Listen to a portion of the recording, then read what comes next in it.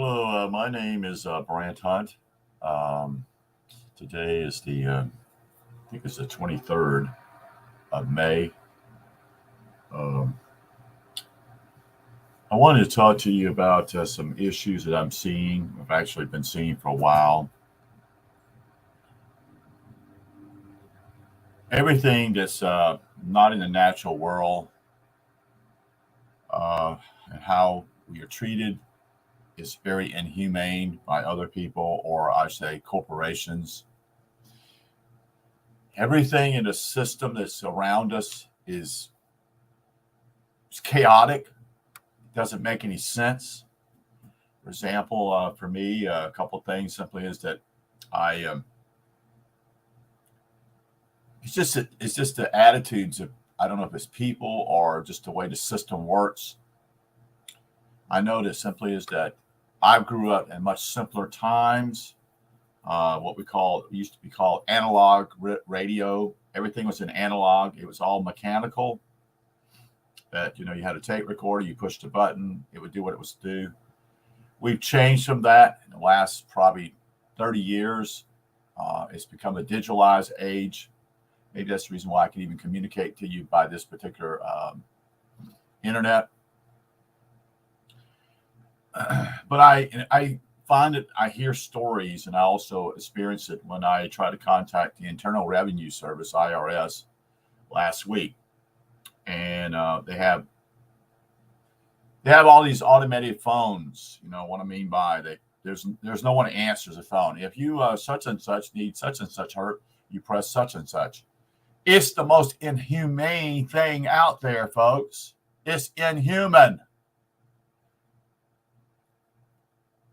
And they're teaching you how to be like that. That's the key. That's why people like me get irritated about what's going on, because it doesn't make any fucking sense. Because you treat me as though I'm inhuman. That's what's going on. Do you see the robotic type of perspectives here? How they've changed us in some ways, and they want to continue to change us in a very mechanical. I listen to people's speech, and it's mechanical. They're not even aware of what they're saying a lot of times. And maybe it's the same way with me. I'm not saying it's always someone else. But it's inhumane. It's unnatural. All of it is. It's a mache. It's a plastic world, so to speak. And it's stupid. You see, it's just ignorant of all this stuff that's going on.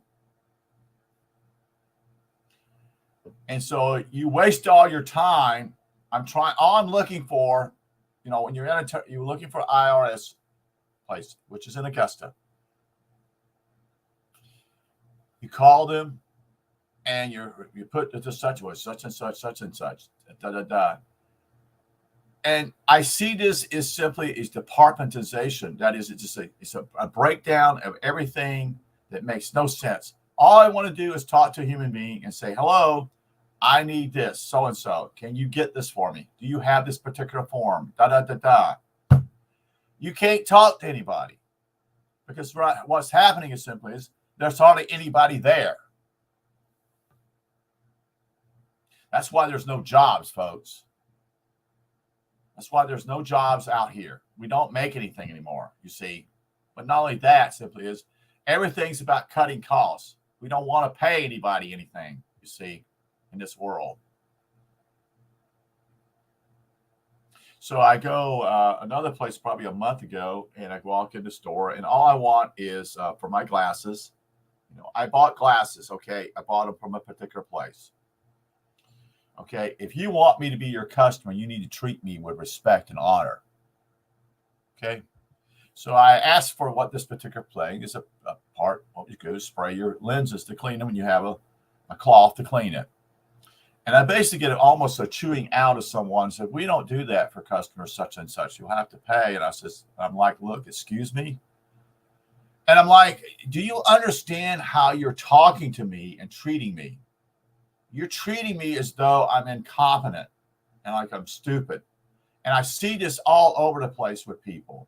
Now, I don't know if it simply is the way their attitudes are, or they feel they're superior to you or whatever, but I bought your glasses from you, and part of this simply is I bought those and I should get some type of service.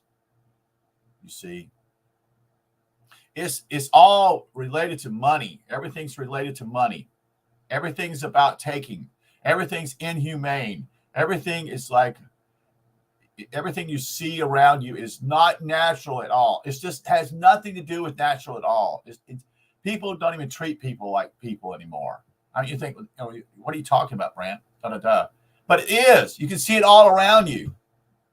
And as people have changed, they're no longer there. They're not in the presence of being there helping you. They're speaking another language, so to speak, to you, as though you are inferior or something, or you're asking for something. Oh, when you come in there and buy your glasses, they're nice and friendly, such and such. But why the change, you see? So here's the way I look at it. See, I was in business. My dad ran a business, and we were involved. If you sell something, yes, but you have to provide that service to that customer. That's what goes along with it. And I don't think there's the training or whatever these companies are involved in. I don't think they train people to respect other people. I'm here to buy a product. But I also understand simply is we have gone far, far away. We don't even know who we are. We're divided within ourselves. And in reality, simply is that this world doesn't make any sense. It doesn't make any sense at all. For example, why do I have to pay property tax? Tell me why. Why should I have to pay property tax? Is it to pay someone else so he can live off of me? If that is true, which it is, then we live in a slave system, folks. It's just all slavery. That's all it is. Why should I have to pay any tax on anything? Aren't I a free person? Aren't I free? You tell me I'm free, but I'm not free. And why do we have lawyers who are so clever? Why do we have to have so many fucking laws, rules, statutes, whatever you want to call them? It makes no sense. None of it makes any sense. It's very simple. Do unto others as you'd like to be treated yourself. That's all you got to do. Do you want to rob from your neighbor? No, I don't want to rob from a neighbor because I don't want someone to rob from me. Get it? It's very simple. It's reciprocating. We don't have any of this common sense anymore. And then we pay lawyers to steal from us and rip us off and create more division within us. Like, why should we have marriages? That is a license. Why do we need a license for, folks? Why do I have to have permission to do something? I'm not doing any harm to anybody. This is asinine. It makes no sense. It's a way of just simply robbing your energy. It preys upon you. And I'm not talking about P-R-A-Y. I'm talking about P-R-E-Y. It preys upon you. It destroys you. It takes your energy away from you. Why should I even have to work? Why should I have to work? Well, you have to work in order to pay you're a slave. So you have to pay taxes. You have to pay property taxes. You have to be able to have a house. You have to pay for that. Why isn't that free? Why isn't it free for everybody? Why don't everybody have 40 acres of land so they can take care of themselves? Why should I work in a system that actually destroys me? Why I work in a system basically to use chemicals to destroy my body? It doesn't make any fucking sense unless I want to destroy myself.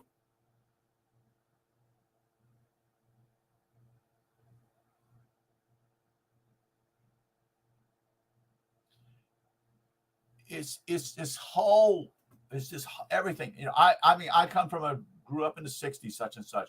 And there was what I call, there was morals. There was responsibility. If you say what you're going to do, you need to do it. You honor your word. You see, you said you were going to do this. Unless you're sick or something of that nature, you didn't go to work or whatever. But the point simply is that why should I go to work? Why should I have to do any of these things? Why is that? Because those above me rule me. This is a system that steals from you and says, oh, good job, you do such and such. In reality, simply is, I had a friend to tell me simply, why don't we all go and take the land? In other words, simply is, whose land is it? You know what I mean? Simply is, let's just go squat on it and take it. And then rightfully so, that makes more sense because it is our land. Why should there be such a thing as ownership, such and such? I mean, I'm part of this. You see what I'm saying here? You know, a lot of this goes back to a allodial title, that people had property such. Well, if it's kept in their family, they would never want to give it away. You see, part of that is laws in the past. But is that even right, such and such? Think about it, you see. That if the line of the family eventually say they don't have any more children anymore, then it basically can it stay in their hands, such and such. And is there any reason why we should even think of ownership? As the Indians didn't think about that. They basically looked at it as being good stewards of the land. They left it in a way to simply say someone else came along and it was not damaged.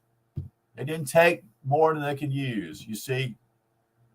They didn't cut down all the trees like we did, like Oklahoma and all these other states, such and such. There were trees there for folks before. What happens if they just mowed them down?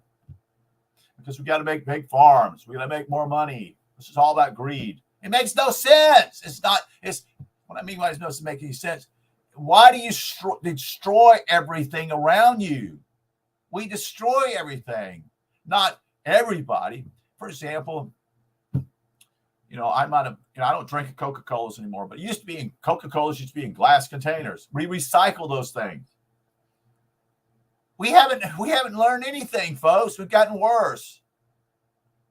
We're disposable to people. We dispose of people. We don't care about people. We dispose of everything. We're off track, immensely off track. We're not even near how to treat one another. We're not even close. Maybe that's what we need to go through, basically hard times, in order to simply is how to know he's my brother, she's my sister, that type of thing. All that type of perspective. Not from trying to get something.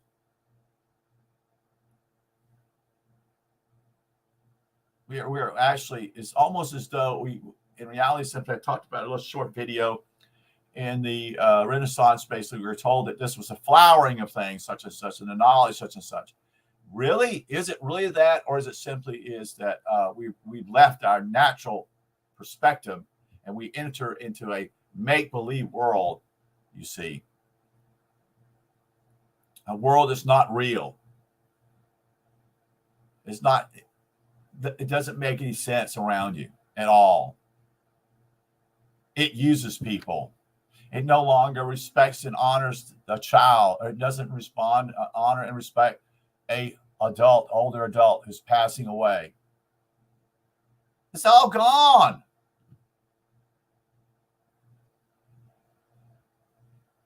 We're all sick. We are. Little by little, they come in with their laws and their regulations and everything else in our lives to make us slaves.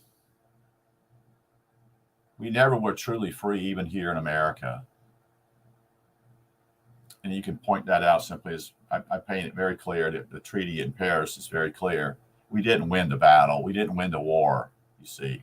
It didn't make any difference, you see. Or if it was all, okay, you're on your own now. You got your freedom. Why in the world would you even have to fight for your freedom? Let me explain that. Meaning simply is, why should a king in England own property in America? Why should a king or any certain people, chancellor, or whatever you want to call it, own property elsewhere? What right does he have? Why is someone giving giving praise to people or allegiance to these people, when reality simply is they're taking from you or taking from someone else? That's why we fight wars, folks. It's very simple. We just simply want everything that everybody else has. steal from others. That's why your army fights wars. It does all these atrocities to people when those people have done nothing to you wrong. When your government lies to you about everything, they lie. They lie about everything, folks. I don't care if it's right or left, Republican, Democrat, Libertarian, whatever. They're lying to you because they don't ever. It's a fictitious world we live in. It's not a real world. It's crazy what we're living into.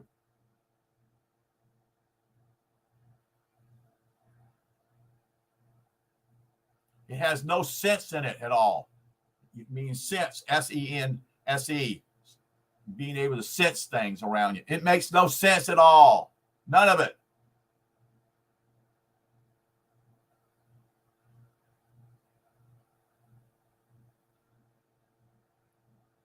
Why should I bow down to any other person? Why? Why should I bow down to anybody and worship anybody? Anything. Anything out there. Because then I give my energy to someone else and say, I'm not capable of, I'm inferior and you're superior. Where do we get that type of thinking, folks? Where do we get that at? Where did that come from? Where do we get this idea simply is that we're not good enough or inferior to others? Who brought this down upon us? Was it our family, our children? Our parents?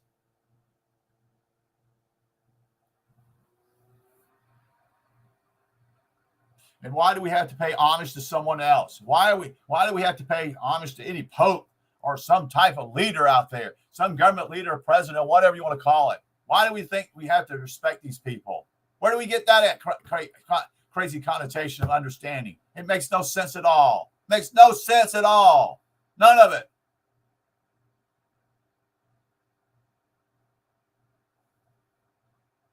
We're not truly aware of who we are. The problem is simply they're not truly aware of who they are. They think they're better than you. They spout it out on the media, say such and such. We're promoting democracy. We're going to attack other countries and promoting democracy. Oh, really? That's a great idea. Let's just go kill people. Let's just take their stuff and then use this clever psychological war in a way that we're superior to you because we have more guns than you do.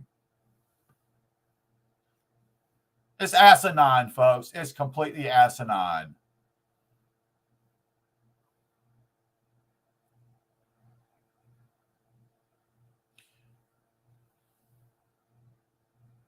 You know why? You look around you simply is that this system's got to fall. It's got to fall. It's got to. We've got to let it fall. It's got to come apart. Until it falls, we're in this complete system of servitude, slavery, whatever you want to call it. And I think the only ones who are going to make it are the ones who actually persevere to the end. Meaning simply is that they truly simply is, I'm tired of all this crap. I don't want to live in this make-believe world. I don't want to live in this facade. I want to live in a real world. I want to be out in nature. I don't have to work for everything. In other words, I have to work for making money, making living, as though I have to pay my electric bill. Why can't my electric bill be free? Why can't these things be done for me for just simply free? Why? Why does someone have to take from me? You see, why does someone have to take from me?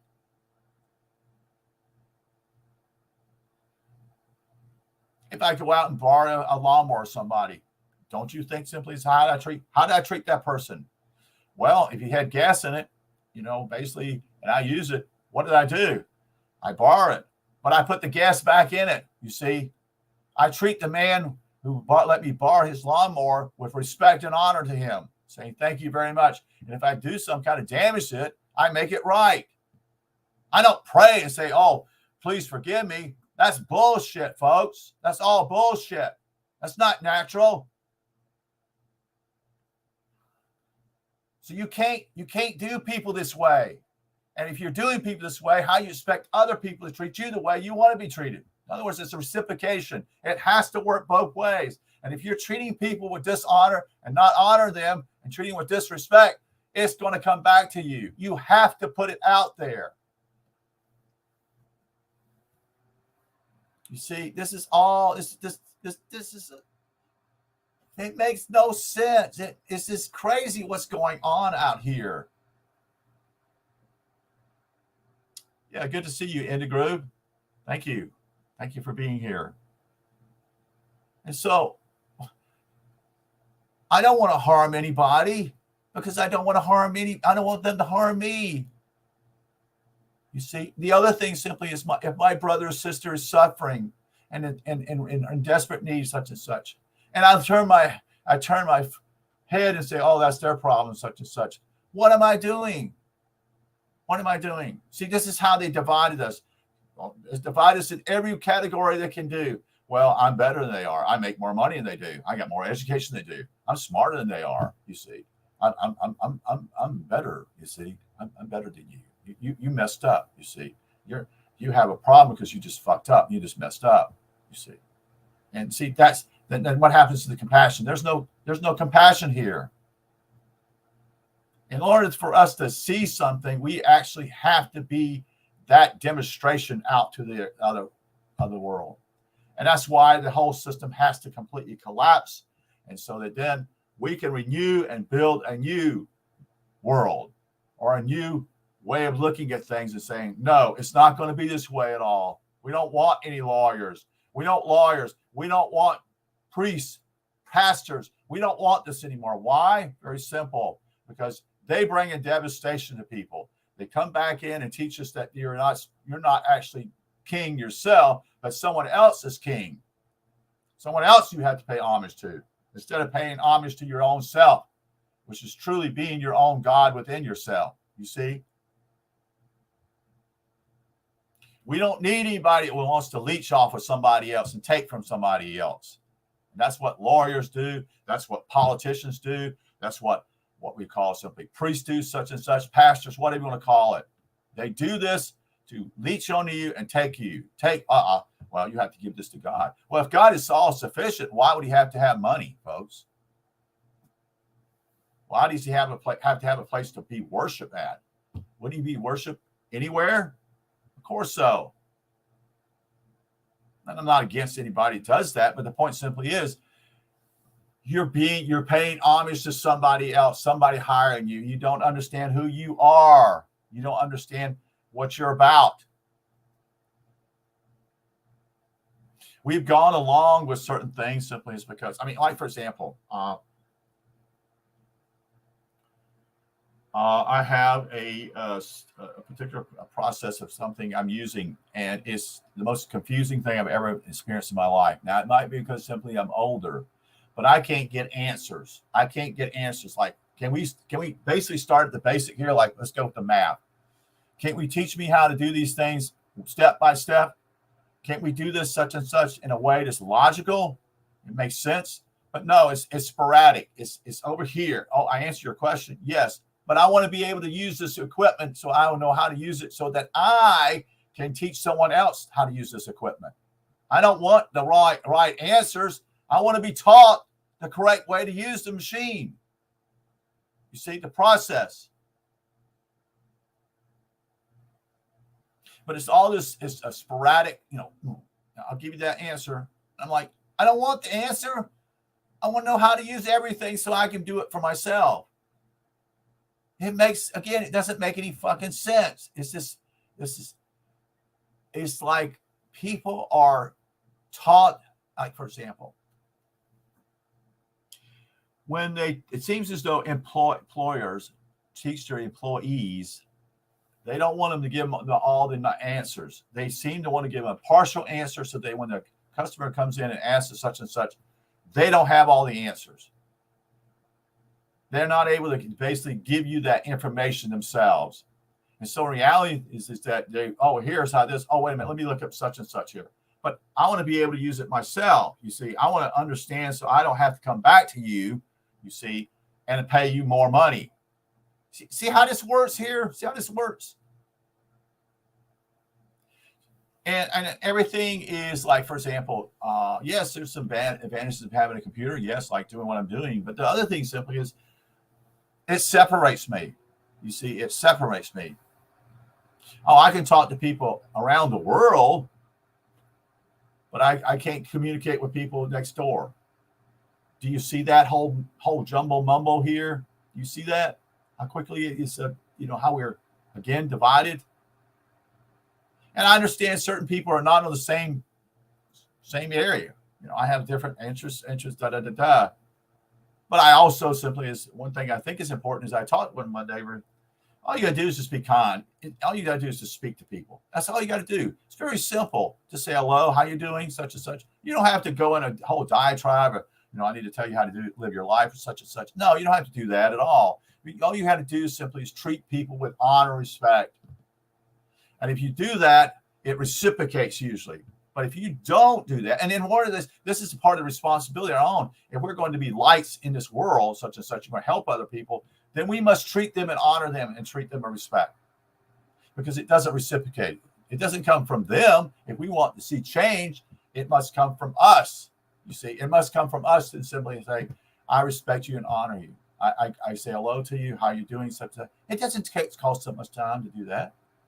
And so you build some kind of reciprocating, and then they'll speak to you. Then there's what we call simply, we look out for one another in a neighborhood. You see, we care about one another.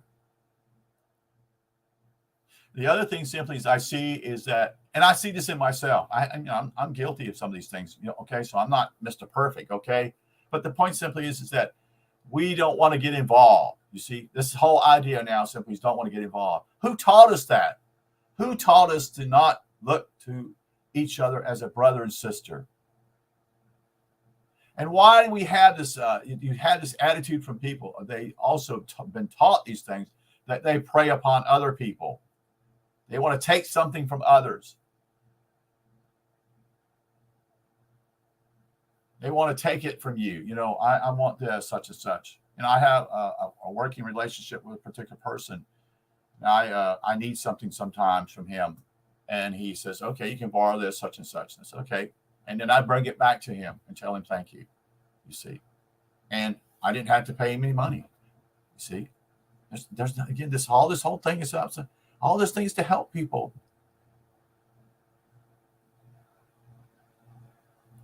I think that this is, I think simply this is also this point. I see you saying it's body bag for the illusion.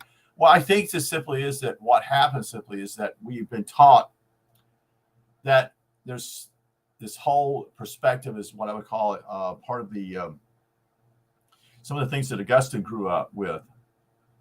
He followed a guy named Manichaeism, and it was this whole idea, this separation, that body is bad, spirit is good. Again, that's a division that divides you.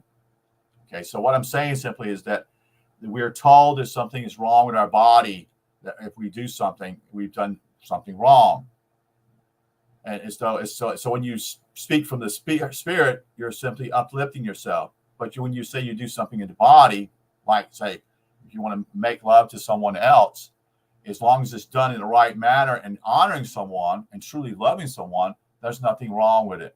But if you are there to get something from that particular person or take and not honor them, then you yourself have created that problem. And it's not from your body. It's your own selfish intentions of trying to take something from somebody. You see what I'm saying? You come in with the wrong premise and you're saying, I like this person, but do I truly love them in order to be intimate with them? And so we treat people as though they're a body, but they have a spirit and a soul in them, you see.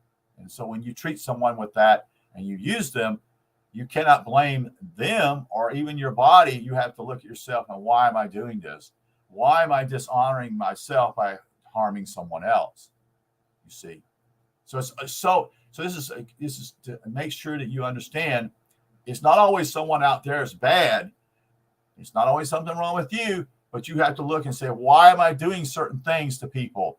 You see what I'm saying? And it's so hard, so easy to do this simply is, it's just easy for people to do this to others because they don't respect themselves, and so they don't respect other people.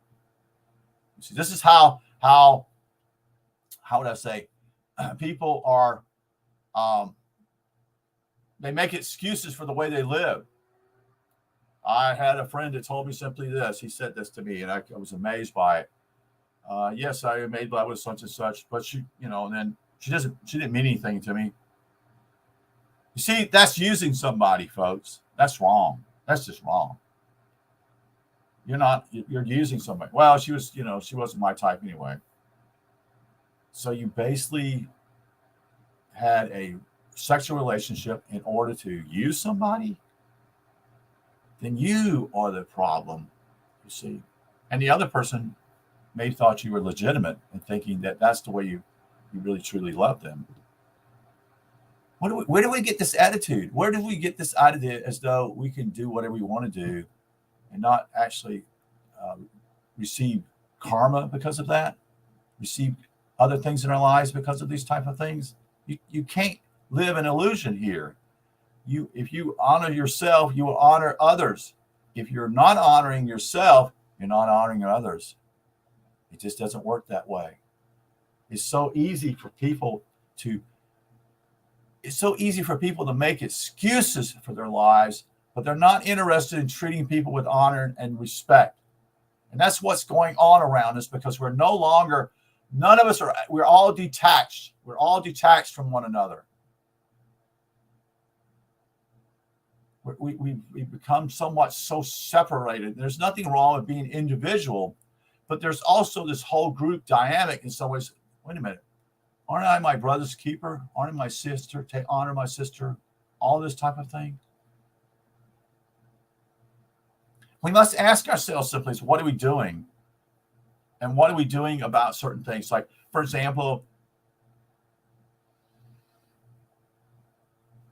is clearly what those who are in power these days want us to be like them. That's what this is about. They don't have any respect in life, and so they want you to act the same way. They want you to have the same attitudes, the same way to treat people, all this thing in order, because they want you to be brought down to their level and to use people and dishonor people and discard people. And if you're, see, that's what's going on. That's the true war is going on. It's a spiritual war. And it's easy simply is to see other people, because it's, and I don't see ego being a bad thing. You have to have an ego, you see. But people think, oh, the ego is bad. Well, if you don't have an ego, how are you going to stand for anything? You see, you got to have that inner way of knowing you have to stand up for something with your ego and say, this is wrong, you see. Because if you don't have an ego and that type of thing, or to preserve your own self and to protect yourself, to have boundaries in order to protect yourself, you have to have an ego. If not, people will run right over you. And that's part of all these lessons that are trying to be taught to people, is that you're basically, you get used in a lot of ways simply because you allowed it to take place. You wanted to be the victim, you see. This all plays into all this stuff, you see.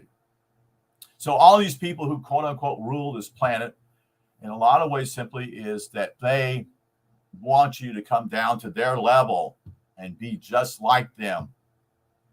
And a lot of people have adopted that particular perspective and how to treat other people. Think about what's happened the last couple of years, folks. Just think about how all the changes have taken place. I'm not even talking about economics. I'm talking about how people treat people nowadays. There's no dignity anymore. There's no respect. I keep using that word respect, but it is respect as a way of honoring people, you see. And how hospitals who have, you can't come in and see anybody. You can't see your own loved ones. What the heck is that all about? It has nothing to do with that, folks. They're teaching you how to treat one another, how to dishonor others. That's what this is all about. It's a way of changing your whole perspective and realize simply is that you're now being taught a new way of living, a new way of actually doing people harm. People couldn't even touch one another. Folks, this is asinine. This is totally dishonoring. People don't hug one another anymore in the families, because they've been taught this already. So they're set. Do you understand the whole dimension here with the kids and how they've been taught? And the parents have gone along with this. And this whole dimension, all of it is wrong. Because it's teaching children simply, that's the way life is. Something happened when I was 8 years old, and suddenly my parents did this completely change. And I'm no longer hugged.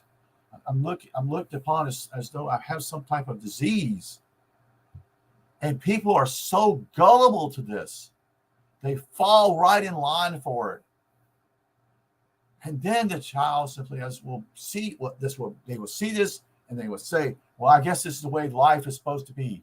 And it's not supposed to be that way. It never was supposed to be that way. We don't even hug one another because we're afraid of getting some type of disease. Mankind has never been like that, folks.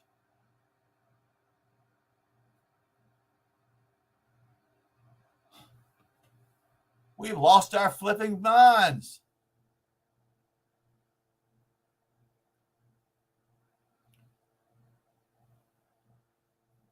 It's just that this is a change mechanism that's being used upon you to make you more mechanical, more machine-like, more robotic.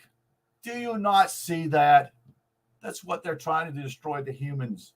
It's that simply we don't feel anymore. We don't care for one another. We don't sense for one another. They want us to be more and more robotic. They want us to be more callous, not caring, being ugly to people. It doesn't hurt. Like I said, it doesn't hurt to say hello to anybody. It doesn't. I wish you a good day. It doesn't hurt to do that, folks. That's honoring someone. That's treating someone with respect. It's just the way we're supposed to treat people. And so what they're doing here, like I showed a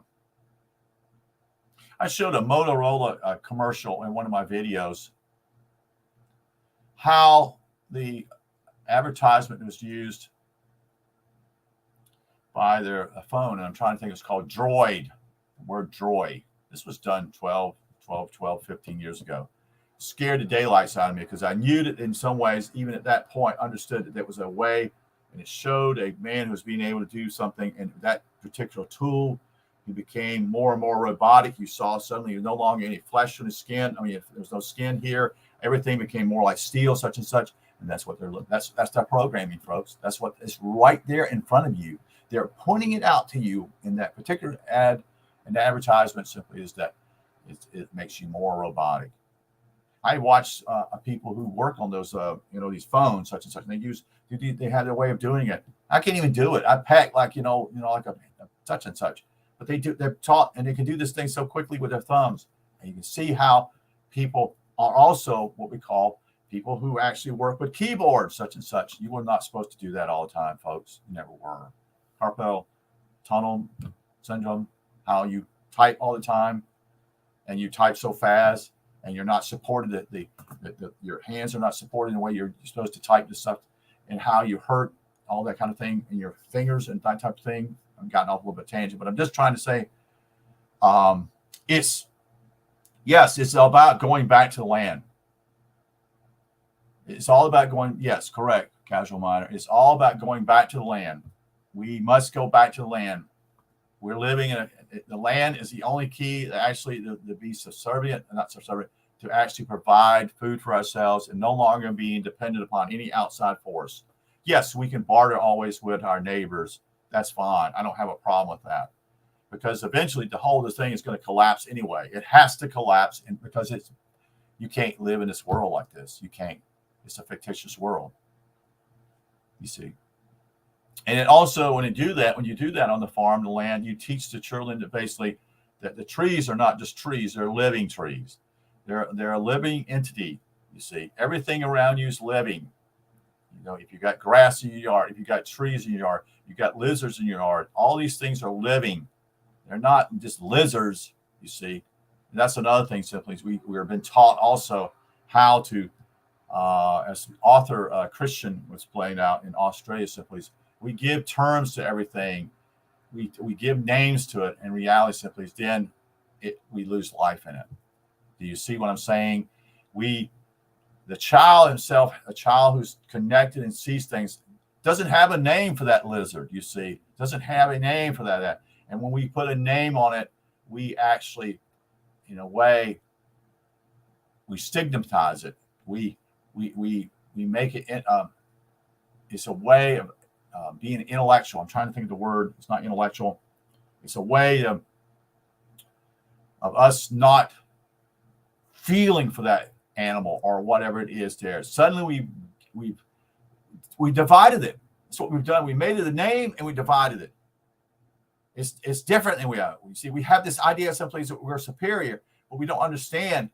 You see, this whole idea is to change something. When you name it, you make it a part of your intellect. You see, and so you're no longer there in that presence, you see, and you've given it a name, and it suddenly it's not living. You see, it's no longer living.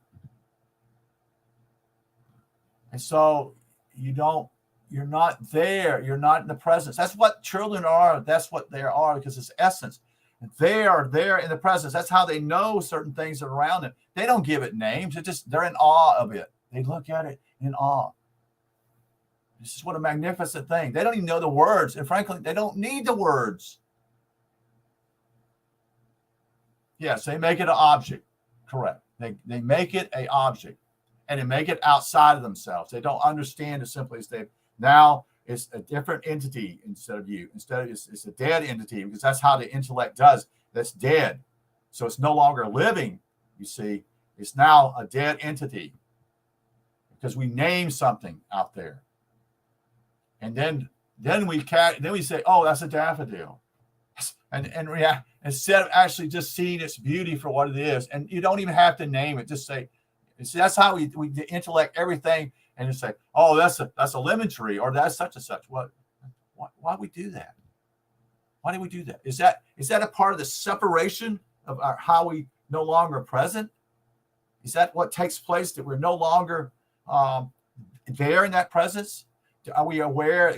I have a backyard, I feed birds and I feed squirrels.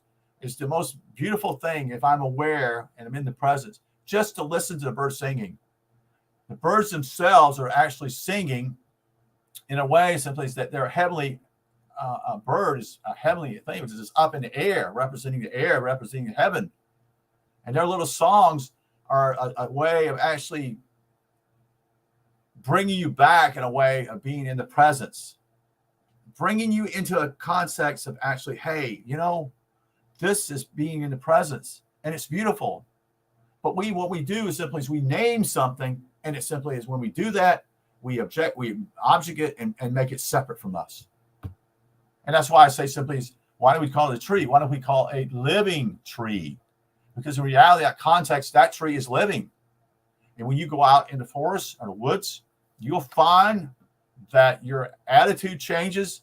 It does. That's why the woods are so important for you to go out. That's why people who are going through a lot of the stress in their lives, they went out, something told them to get out into the woods because the stress was on them, and they went out in the woods in order to help them relieve the pressure from all the lies in the world and all the fear is out here.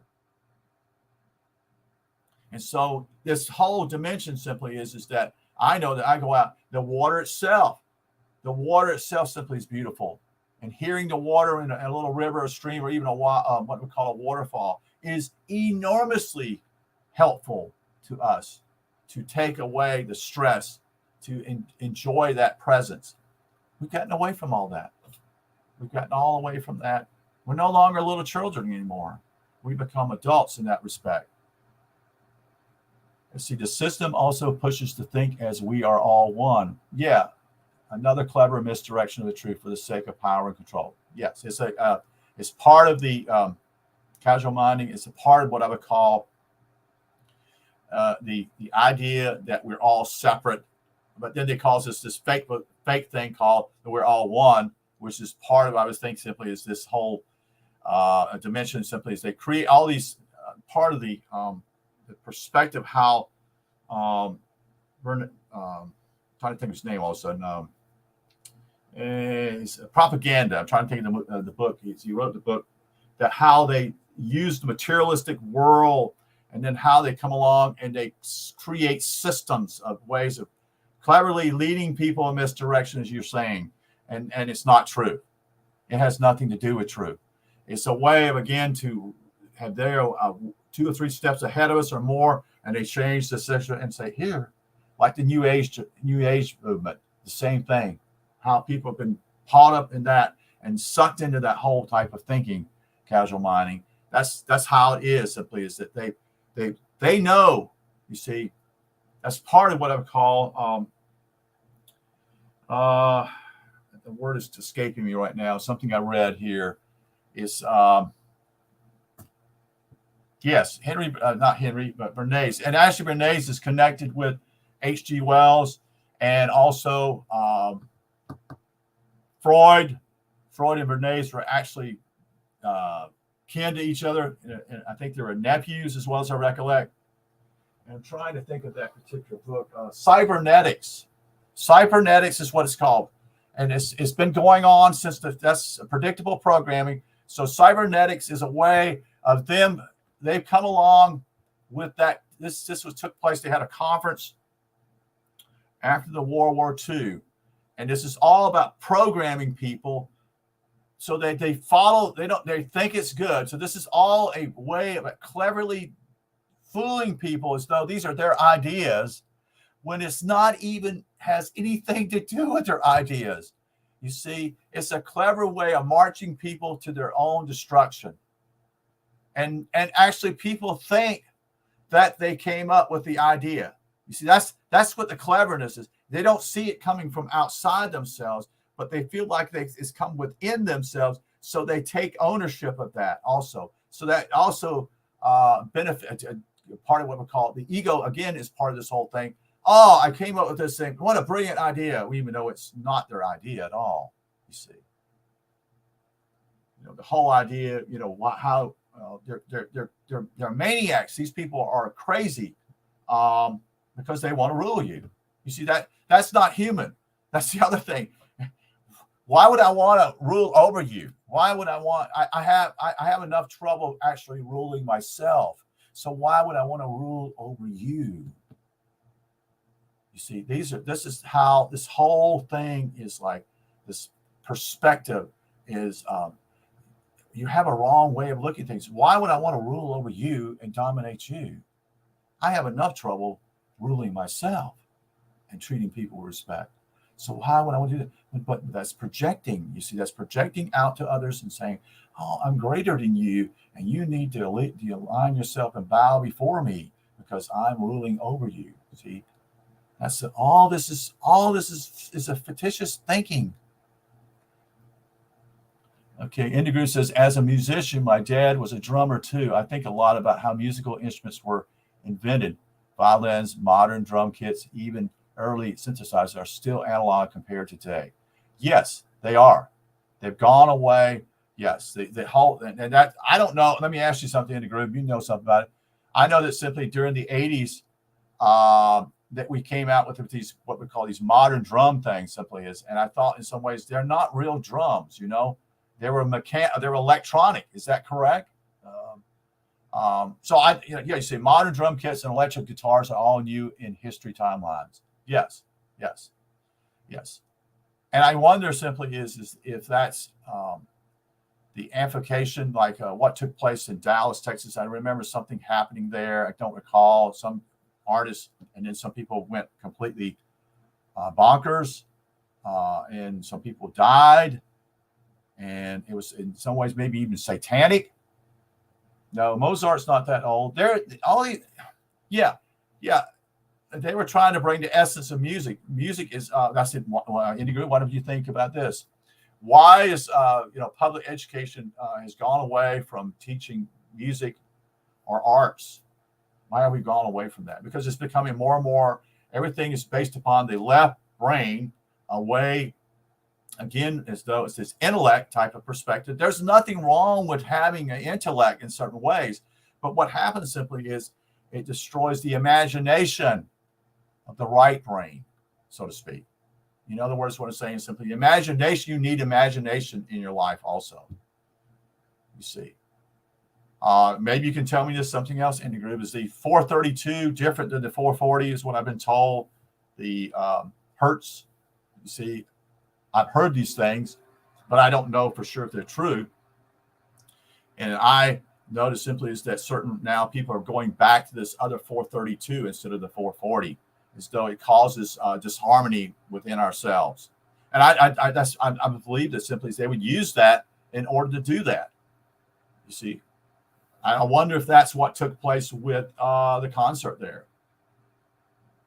Yeah, music teaching replaced with sports, no money in music. Well, yeah, I understand. The other problem simply in the group is simply is that, even with public education, as I say, simply is a way of brainwashing a child in so many ways. Just homeschool your children. One of the things simply is what I would call is unschooling in the group, that actually let the child, whatever age it is, pursue what it has interest in. And it eventually shows interest in certain things. And then it loses interest in that and pursues something else. There's nothing wrong with that. Let them be free in a way to allow them to choose whatever. Yeah. Well, all these sports are. Yeah. That's also to suck the energy out of you. The sports. It's a clever way of deceiving you and not deal with the real issues in life. It's a way to getting away from that. That's what sports is all about. And we make these people idols. And they also pay these people tons of money. And it's interesting how the seasons go, that you have certain sports and they end, and then another sport starts up, like baseball, such and such, and then basketball, football, basketball, hockey, the four more main sports, and soccer. But these are all done cleverly, again, to keep you from actually not finding out who you are. That's the whole idea. It's a form of psychological warfare. Operation being done on people. That's what our army and military have used in the past. So then now, and we've used that on our enemies. Now we're going to use that against our own people, you see. But that's been going on. When we go back to cybernetics, that the conference, it was called the Macy Conference, that took place. And this took place over years.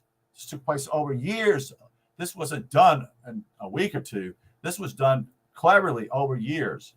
There are people who come in and introduce these ideas. I'm trying to think of the person's name. There's a woman. I can't think of her name right now. But the Macy Conference, you need to look that up, if you would, in the group and others out there. Find out, look at, that's part of the cybernetics. That's part of the whole idea that they're turning mankind, humans, into robotic thinking. This is whole dimension being trained to be a certain way. And that's, that would be a good idea. I need to make a video on my music thoughts. Yes. And go deeper. Yes. Well, music is a way of what I would call imagination. You create the music in your head in a way. You think of the rhythm, and then you create it, and then you actually push it out there and promote it. You see, that's how it works. You come up with you imagine what I want to say, such and such. This is what I want to say in your songs, and then you put it out there. And if the music's in harmony and such, it has an effect upon people. That's why most of these record companies all out there have control of that. So that's why we have music now that's very debased. It is debasing a female. It's a debasing of how women are nothing but hoes, whores, or what do you want to call it? So it's a pushing down the feminine, you see, and it's a destruction of the two. You see, this is what's taking place. And so there's no longer this whole dimension is simply no longer man and woman can get along with each other. Curious if you're looking into the whole notion of mud flood. No, I'm not, Casual Mining. I moved away from that. I feel that simply some of it is true, but is it another rabbit hole? I think there's, I wonder if that's a way of cleverly coming up with something. I'm not dismissing it, but I don't feel like that's something I'm pursuing. I'm interested in how, with that what you're saying, a mud floods, such and such, I understand simply it's the issue of free energy, and that's what it should be. There should not be anything to do with that. But what's happening simply is I see this attack upon the mind, the psychological warfare, as being far more evil in its way, because we're having a war. It's not a war. It's not a physical war on man now. It's a war to destroy man internally. That's what this is all about. Cybernetics is about. It's a way of actually destroying your mind and giving up. In fact, it's part of psychological warfare. If those of you that have been in the army, you know, simply you destroy the morale of the enemy before he even attacks. He does not even attempt to attack. He does not. And so it's the same type of thing with psychological warfare and operations. Is a way of simply defeating you that you don't even try to change. That's part of it. Yes. But the Macy Conference is an important deal. This went on from, I think, 46 to 53. And you had your major people that taught what we call Margaret Mead is her name. Margaret Mead's the one who came up with the clever idea that that it takes a whole community or a village somewhat, that we can have, instead of the separate unit of a man and a wife, husband and wife, female and male, instead we could have 2 or 3 females in the house and have 2 males or whatever, or 1 male, and they can still raise a child. Oh, wait a minute, excuse me, that doesn't work. It can't work. Well, of course it can't work. That's why, see, these ideas were introduced in the 60s. She's the one, Margaret Mead, introduced these ideas. She also introduced the idea of simply being homosexual. You see, all this stuff is going on as we introduced years ago, especially in the 60s, because it seemed that everybody was open and were frustrated with what was going on, and they had a right to be. But then they were, see, this is part of cybernetics. Part of it just changes over and says, we recognize what's going on here. Let's use it for our advantage. You see that? That's how they channel this whole thing. Yes, John Levy's channel on YouTube, blowing my mind for the last year. I have not heard of John Levy, so I have to look into him, Casual Mining. I have to look at him. I'll look at that for sure. I've been listening to a guy called Crow 777, CRROW. He's had some interesting guests on there, how to truly try to set yourself free. He's had a guy, what we call kin to Saint Germain, interviewing him for, I think, 4 or 5 talks. Interesting, just, really interesting. But see, most, let me change this back. Yeah, cybernetics, let's see, would be involved in the old architect copper. I don't know about that. I couldn't answer that. I will ask you with this: the churches were built on ley lines. Casual Mining, they were built on ley lines where they crossed. We know that because I studied some of this in the past, that the pagan temples were destroyed. Part of the Roman Empire is that Constantine chose to use these way of tools. It simply is that, how do I say it? We're going to bring everybody together, the East and the West. So he accepted the pagan ideas, he accepted the Roman ideas, and he accepted the Christian ideas. So he merged all 3 of those in a clever way. But what he did simply is they destroyed the pagan temples, the Christians did, and put their own churches on that. And that's where the organs has, you think about that, the organ itself, the musical instrument, affects your organs with your body. It's a frequency. That's what it's about. And if you look into Raymond Rife, that is Roy Raymond Rife, he developed a way of actually using frequencies to actually destroy the entities that actually are causing harm in your body. They destroyed him. Look him up, Raymond Rife, R-I-F-E, and look at what he did. He made his own microscopes, Casual Mining and others out here. He made his own microscopes in a way to be able to see living entities as he used certain frequencies. He used radio frequencies.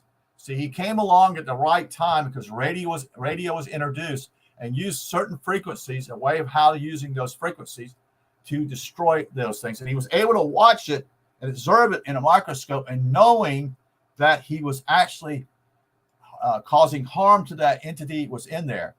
And so what took place was he's able to destroy that, you see. And Raymond Rife, the 2 major people you look at, there's Raymond Rife and his Rife machine, and there's this Tesla's with his scalar technology. They're now being used. These the scalar technology, which was invented by Tesla, and then Raymond Rife with his frequency machine, and you can get a machine far less now. Actually, I have them here at my house by a company called Spooky 2. Look into that. It's called Spooky 2 is the number 2, and a way to actually help you with your health. But I also would guarantee you simply is to look into what I would call going out in nature and helping such and such. So yes, Raymond Rife. So back to this idea of the Tartanian type of perspective. Yes, I think that happened. I believe it did take place, but we need to go further back than there. We need to go further back. You see, something happened to man in a way that we had this internal knowledge in ourselves, or we knew some of it, and that's why it was always passed down. It was passed down to adults, to children, so that they would be able to use that information in the future. That's why we have people such as the Russian writer who wrote Ringing Cedars. Ringing Cedars is about going back into the land and seeing that all of life itself is living, all of it, you see. And if you read the stories, and probably are based upon what I would call myths of this particular woman living out in the forest by herself, and the animals in that were taking care of her. And we're saying, this is crazy. Well, maybe it's not so crazy, folks, because we, again, separate ourselves with animals and such. We're not on their level, and they're not on our level, of course. But the point simply, we miss the whole deal here, that we can also benefit one another. That's why animals that are actually dependent upon us, like we have cats and dogs, the whole process of them helping us simply is that helps our mood, so to speak. But in reality, we help them as we make sure they have a place to stay, in a home, a loving home, and that they have fresh water, that they have fresh food. All these things simply is there's a dependency, but yet we also have a dog that's basically, well, we can say dogs are basically, they're just lovable creatures. They work in a way simply is that they listen. They're kind if they've been treated right. They're aware in a way. So there's a way of them actually having more of a conscious of them who themselves. You see, yeah. You got 5 dogs. Wow, that's a lot of dogs to take care of, isn't it, in the group? But the whole perspective simply is to teach also children how to take care of those animals. It's the same way. Same way with chickens, anything of that nature, or ducks, whatever. To honor, not to cause harm. That's how you teach these children, by little animals in a way how to treat them. So this is a way. Plastic bags make us less than 1% of plastic waste. It does nothing to environment. It's not subject us into servitude. Yeah, it's all.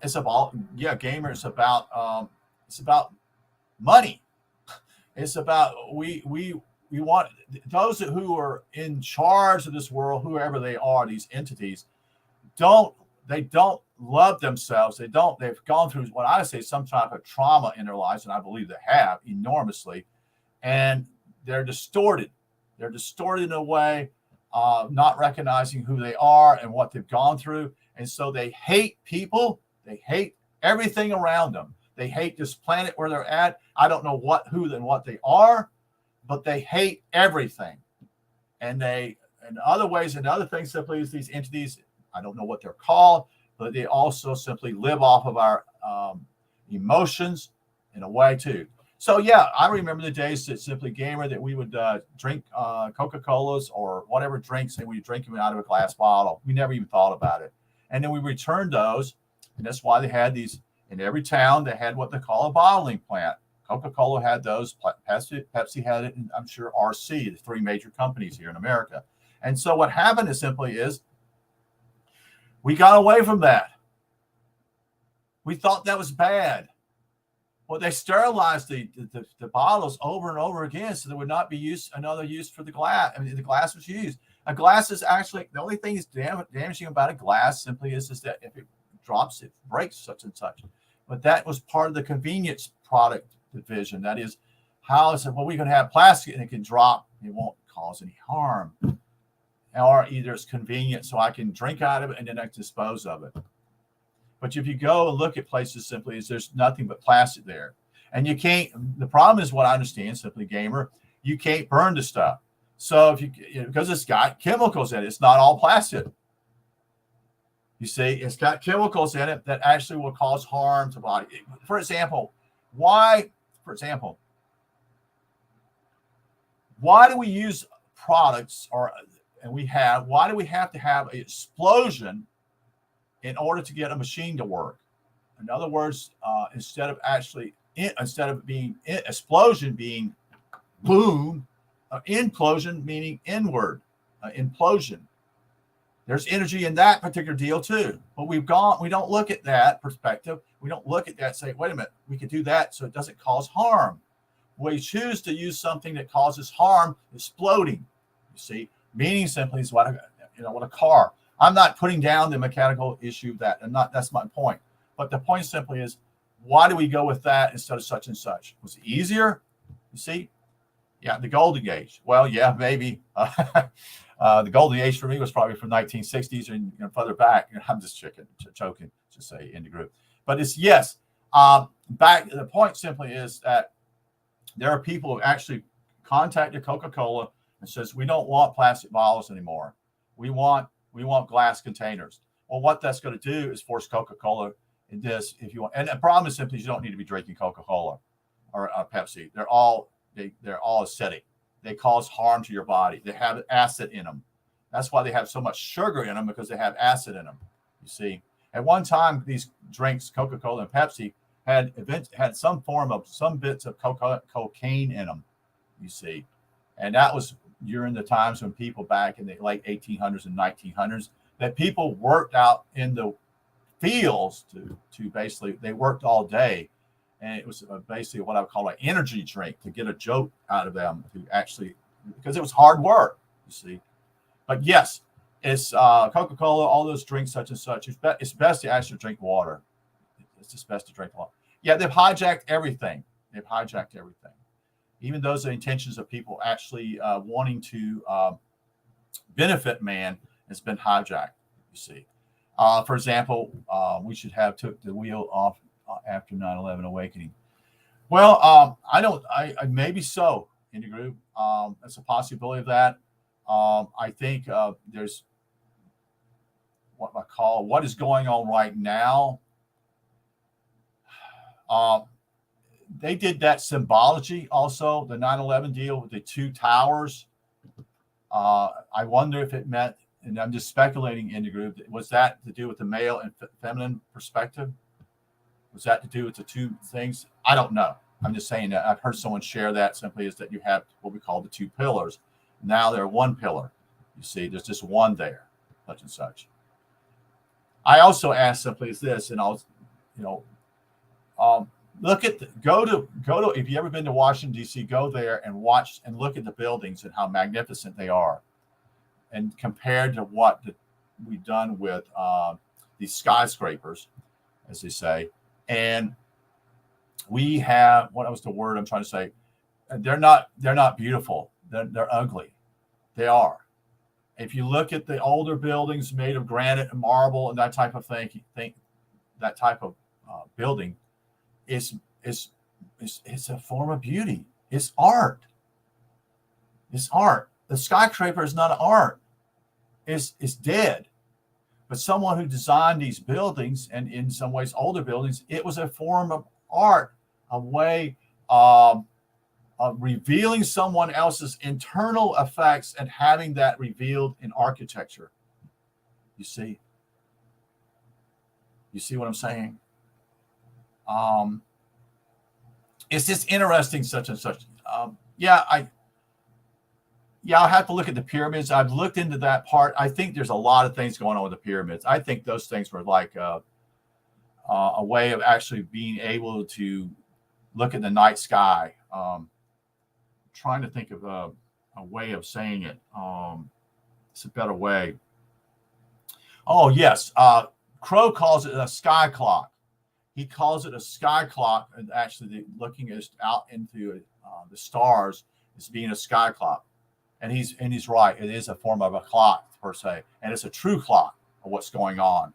Instead of actually what I would call, we are told, for example, simply another thing, simply the way, like for a watch here, like I've got a watch on me. You can't find a watch you can wind up anymore. You have to have something else to make it work. Why is that? Yes, the old Tower Memorial is a dark symbolism, two black. Okay, yeah, there are all ways of looking at these things too. There are many. That's why Scripture itself, even the Bible, is not all literal. There's what I would call levels of pieces here that are here for others, because a lot of it's hidden, and it's only for those who actually are intuitive and have this desire for that and read into it. They no longer look at it in a literal interpretation. But what I was going to say about a watch here, very simple. Okay, well, you had something that wound up. We did that every day. We used to have clocks that did the same thing. But now we use verities, which are actually dead. They're actually causes harm to, when you throw these away, you say, well, that's not that much. But it's the same idea. It's, again, this disposable type of thinking.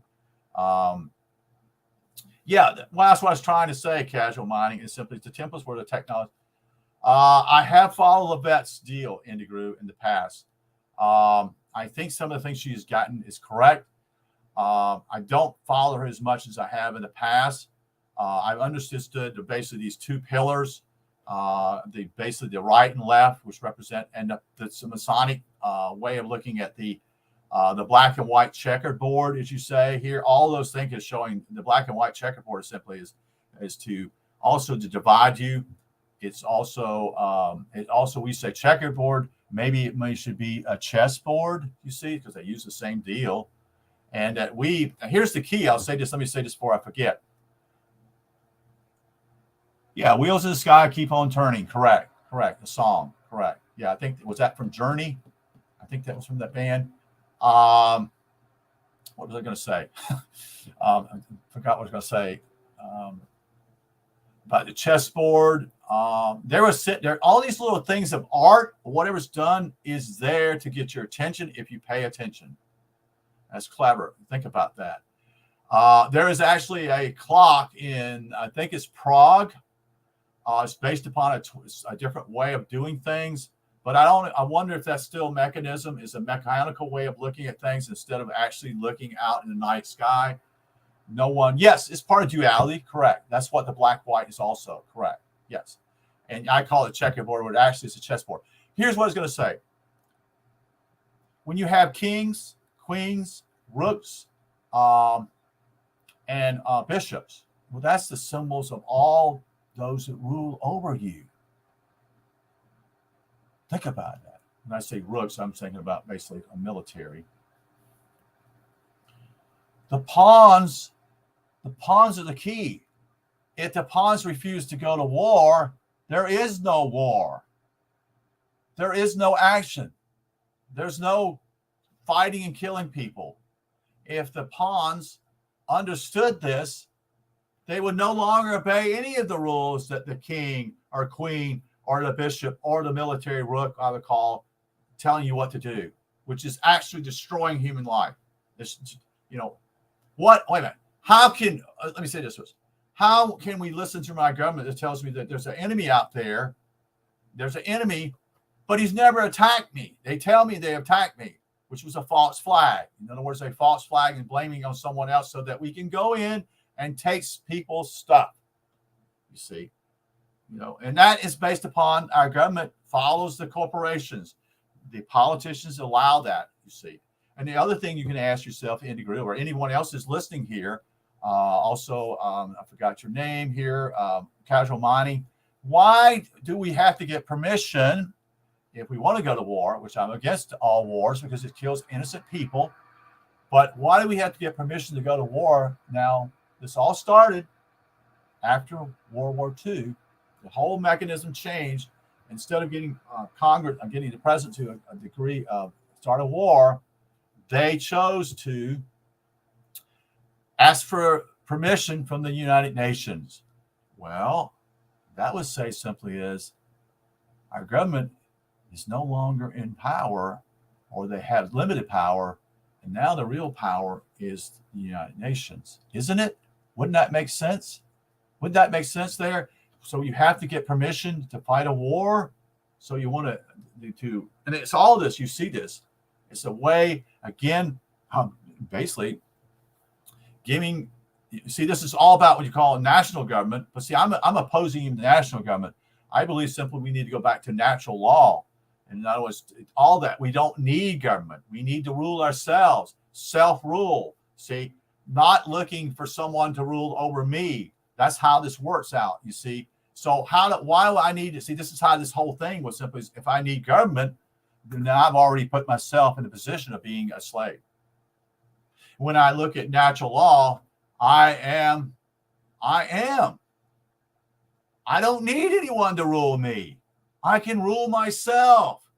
I don't need anyone outside force to tell me what to do and what I can't do. As long as I don't do any harm to others, I'm actually ruling myself. I'm not doing any harm to anybody. And so with that, I need no government. Why would I need anybody to rule over me? You see? Why would I have to have someone to govern me? You see, that's what this whole idea is simply, even with the issue of voting, that you're saying simply, I need someone to rule me. When you don't need anybody to rule you at all. Why would you need anybody to rule you? See, this is how they take your power. Hello, JC, how you doing? You have to tell me I think you're from Australia. I think you are, JC. So if I'm wrong, you can correct me. It's good to see you here, JC. It's just the point simply is that why would I need someone to see? In other words, if I'm under natural law, as Lysander Spooner talks about, it's very interesting simply is that I honor myself, and I don't need a government. I don't need anybody to rule over me. That's what I'm saying simply back with the idea simply with the whole game of chess is that the bishop, the king, and queen all need the pawns. You see, they need the pawns to fight a war upon against such and such. If the pawns refuse to fight, there is no war. Or if it is a war, it's between the leaders, which they're not going to do that because they don't see themselves that way. Well, yeah, decentralization, yes, but the point simply is that we can rule ourselves, can't we? Aren't we in a way? What? And like I said, I summed this up earlier, JC. That basically do no harm because I don't want to be harmed. That's all it's got to be, and that's to treat other people with respect and honor. I've talked about that. You have to watch the rest of the video I'm talking about. So there's no point of actually. Why do I need someone to rule over me? See, that's the way, and when you think about it, a long, long time ago, there was no such form of government. There was a form of government, somewhat what we call tribal, but it was not on what I call a level that is so consuming that in reality that you're taxed. Do you see? Tax, what does tax mean? Well, it means you're taxed. It means you're carrying more than you can carry. You're taxed. It's like putting a pack on your back. It's like, I got to carry this heavy weight. I'm taxed. You see, I'm heavy. I'm heavy laden here. You see how I can't. I can't do. I'm not able to. I have to work in order to pay the tax. How this all goes in congruent. How they made this whole system for themselves, for them to benefit. You see, and if we go back to natural law and understand simply, there would be no one ruling over me. There would be no one. I am the king of my own dominion here. I am my king of my own property, my own kingdom, which is what my property is. The land is the property, you see, and it's my kingdom. If you guys get in check, I would say, JC, if you ever get in touch with somebody, I agree with a lot of points that author Christian has pointed out. His name is ARTHUR Christian, CHRISTIAN. Not like Christian with a CH, but CHRISTIAN. And when he talks about these things, he's pointing out how much we're actually separated from real life. You see, the whole dimension here is got to start out in families. If you've got families such and such, what I would call something is unschooling. So the word of schooling, the word even schooling means schooling you, meaning to push you along and schooling you. You see, so it actually goes even what I call a way of actually looking down upon you as teachers do and saying, you need to learn this. You need to learn this. You know, we're going to push this in you. Yeah, it's part of the satanic system. Yeah, it's very much so. Look into him. Arthur Christian, Christian. He's trying to live on the land. Australia is I've talked to people in Australia, JC, and it seems like you guys have it harder than even we do here in America. Actually, JC, I'll look up this thing. I think something happened. There was a guy in Australia who opened up. He actually found ways to doing this, and then he died. He had his own kingdom within parts of western part of Australia. I don't remember his name, but he actually separated himself. He understood how to do that, and he got himself and seceded from what we call the union of the government there. And then, quote unquote, how do I say this? He seceded from the union, and he did that. He had a very small area, and it worked until he passed away. The sad part simply is, once he passed away, no one understood what he was doing. No one picked up the ball and moved in with him and learned his whole thing. Yes, it's very hard landscape. I agree. I have a friend that lived in Geraldton, Australia, and it's very rough areas. There's hardly any vegetation. That's why most people in Australia live along the coast, which is sad. Homeschooling, yes, is good, but I'm thinking simply is in a way of looking at unschooling. Let the child learn on its own in a way. No longer dictate to it and what they need to know, because let me explain what I mean by that, gamer. It's a way to, how to say this? You're dictating to them. You're telling them that you're dictating because the education is promoted by what they call the system. So they create this way of their education in a way to cause you to get the schooling in order for you to work in the system. That's what it's about. When you reject that and say, let the child have his own essence, in other words, don't call it, and actually Arthur Christian is the one to come up with this idea, is that don't name the bee. Don't name it as a honeybee or a yellow bee or whatever. Let the child pursue it in their essence and seeing what they see. Let them name it, and don't belittle them. And when they do that, because they themselves in this essence are in one with, they don't see the separation here as we do. Yeah, JC, the problem here is we are ruled by the United. Well, the problem is simply is that we have to take that back. We have to self-rule ourselves. But are we capable of self-ruling ourselves? And I think that's what's going on here. Let me explain what I'm saying, JC. With this whole system that eventually is going to come, it's going to be an economic collapse. That's what's going to happen. All countries are going to fall. And the key simply is, when that happens, we need to be ready to actually to take over. Meaning simply is, we're going to go to our land and say, this is our land. We're going to prosper. And that's part of what we call teaching the younger generation of this. The younger generation needs to see this in you in order to incorporate that in their lifetimes. And then when they incorporate that in their lifetimes, then it spreads. That's how it spreads. Then they have children. And when they have children, that spreads. So it's like a flower blooming in a desert, so to speak. But if you teach them how to live in the system, there's not going to be a system in the future. You see, there's not going to be a system because it's all going to collapse. And when it collapses, that is your opportunity to be self-sufficient. You have to look at it in a way that has to fall. It can't keep going on. It just can't. And that's what you're seeing all around us. That's why you're seeing inflation, such and such. So my thinking simply is, in the future, it isn't going to be about paperwork. It's going to be simply being able to live off the land.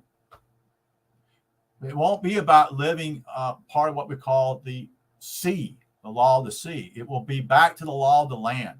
That's what we want, because none of us can live off the law of the sea, because the law of the sea is about commerce. We don't want to be about commerce. We want to be self-sufficient.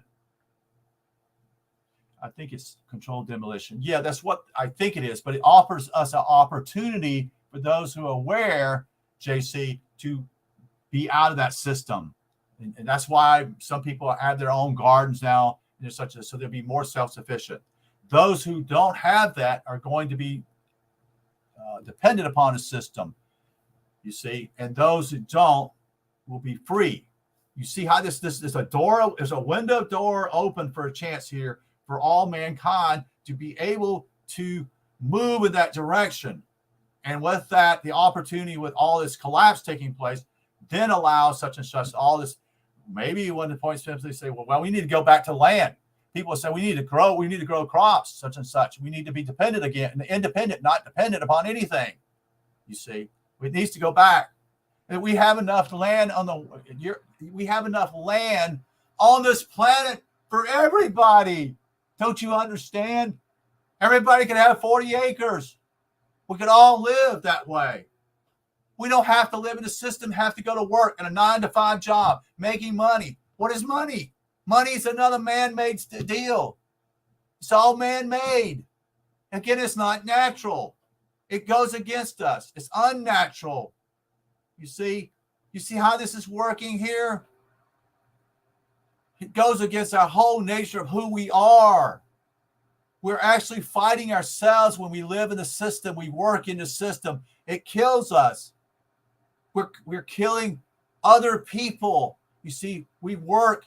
Like people who work to do things like they work in the police. They do these things. They're harming human beings here. They're harming others with their enforcement of laws that are actually on a piece of paper. Paper is third person. It's not real. It's not real. And we've bought it in this whole intellectual perspective of life that we have to have laws and on paper. Paper don't mean anything, folks. You wasn't there. You're not there. See, the law was written. Someone else wrote that law. Why does it pertain to me? You see? Why does it pertain to me? You see? That's what the whole ringing cedars is all about, casual mining, is that there's a whole perspective here is to take care of all life around me so that it will take care of me. That's what this is all about. That I'll be self-sufficient. If I treat the birds in the right way, if I treat the animals such and such, and I have trees that are living, if I have living fruit trees, they will take care of me as long as I honor them. You see, if that's this whole dimension, this is how this whole thing has been constructed, that we can be constructed in a way simply as building our own, basically our own heaven here. You see? And so people plant trees. Well, why is trees important? Why is that important? Because trees actually take in carbon dioxide and produce oxygen. That's what we want. In order for man to live, he needs oxygen. You see? The other thing simply is when it rains, well, one thing it does simply is it holds moisture. Living trees hold moisture in the ground. The less trees, look at it, the less trees you have around your house, the less moisture you have around the house. Look at the devastation of all mowing down trees and just simply having fields of agriculture. When they have to throw fertilizer, which is artificial, it's another chemical that actually destroys the soil. All these things are detrimental. Then the other thing about trees, well, trees actually beneficial because they actually help bird life. All that around us. Why would we not want that in our lives? You see? The other thing is simply when the winds blow, trees break the winds. It's not rocket science, folks. You see, the trees themselves, if there are many trees and there's wind, that's why tornadoes happen in certain areas of the country. Don't you understand that in America? Because simply there are no trees, so it doesn't break the winds.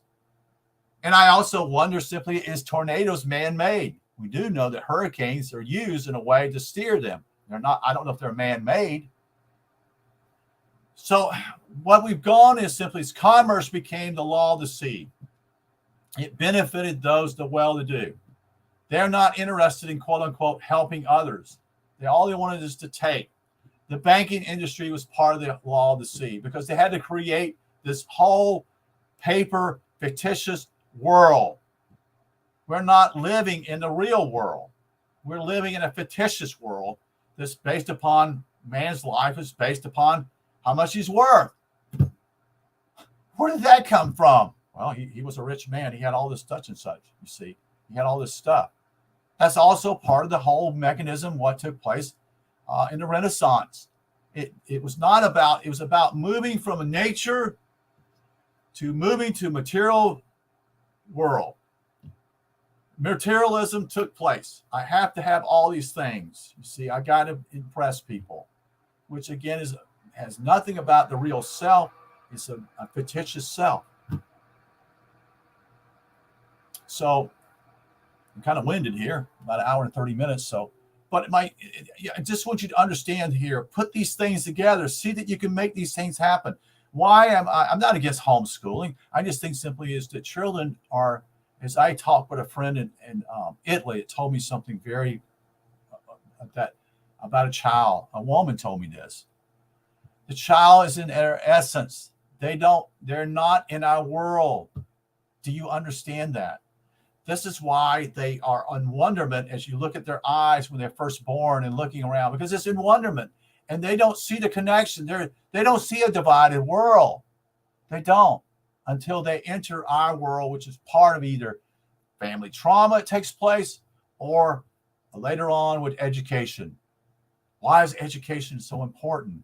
Because it keeps the system going. It keeps the machine running. When they're where am I at? I'm in South Carolina. I'm in the eastern part of South Carolina. Do you have land? I have a small partial land. I live in a subdivision. I have a garden. I actually have a garden, and I actually have trees in my backyard. I have fruit trees in my backyard. So part of that's to make me, yes, do I want to have more land? Oh, of course I'd like to have more land, but 40 acres is enough. That's plenty. Can you control? I'm not trying to control, but the word is simply that's a lot of land, I should say. So, yeah, I have some land, and I don't own my houses. I own my house, which unfortunately I think when I talk with a friend of mine, a couple of friends in Australia, most people in Australia do not even own their land. They own not only their land, but not own their house. They're in more servitude than even us Americans are. So it's really sad. I talked to a lady who lives in Queensland yesterday, and they'll never own their house. They never will. You see, that's what's so sad about this whole thing. And it's all, where does money come from? From banks. Well, it's made up. That's why I'm saying it's fictitious. Everything around is fictitious. If it was gold and silver, it would make more sense in some ways, if you understand that. Because it has value in some ways, but is in reality simply is that where we want to go, or do we want to go further back to the point simply is that we don't need to have money at all? That in reality simply is that I can barter with you. I have some pears. Will you trade? I'll trade I like to have some of your tomatoes. So can I trade for that? You'd have some pears. Can we work that way? That's all you need. That's a contract. You see, it doesn't need to even relate with money. And when you put money in it, you enter, what you do is simply is that you have a partnership. Say your neighbor, just you and your neighbor. That's how a contract works. It's just you and one other person, and you make a contract. Simply like this. I want to buy your car, and I want to pay $600 for it. And do you agree with that? Yes, I agree. I'll take $600 or whatever. Okay. Then you write a contract, say you received the money such and such, and that's a contract. Then why do I have to quote unquote register that car? I've already made a contract there, but when I register that car, and I'm not bringing in a third party, you see what I'm saying? Aren't I not? I'll tell you who to go to, Casual Mining. I looked at this guy. His name is Don Gibson. You can look up the book called Patent Lands. It's on a PDF if you're interested. I think in the next 2 or 3 weeks, he is going to have a Zoom call, but it's pretty expensive to me. Part of the simply is, why don't we just give this information free? So he doesn't call it a allodial title. He calls it a land patent. And the land patent simply says you take a measurement. It's not based upon your street address, okay, casual mining. It's not about your street address. It's about the latitude and longitude where your property is. That's what it's about. So you're on a particular parcel, if I would call it a good word, and you get the measurements. And then what you want to do is give that to the department, not department, but the county administrators, and say, that's, Don Gibson, and it's called land patents. And I can find the information here, and what I'll do is I'll put it on here afterwards and give you a website so you can go look up that information, casual mining. So that'll be helpful. But the book is out there right now in PDF. If you want to buy the book, I think it's roughly around $60. I like to take notes in a book, so that's what I do. It's easier for me, so I just write notes. Okay, that's what it's pertaining to, da-da-da. So that might be helpful.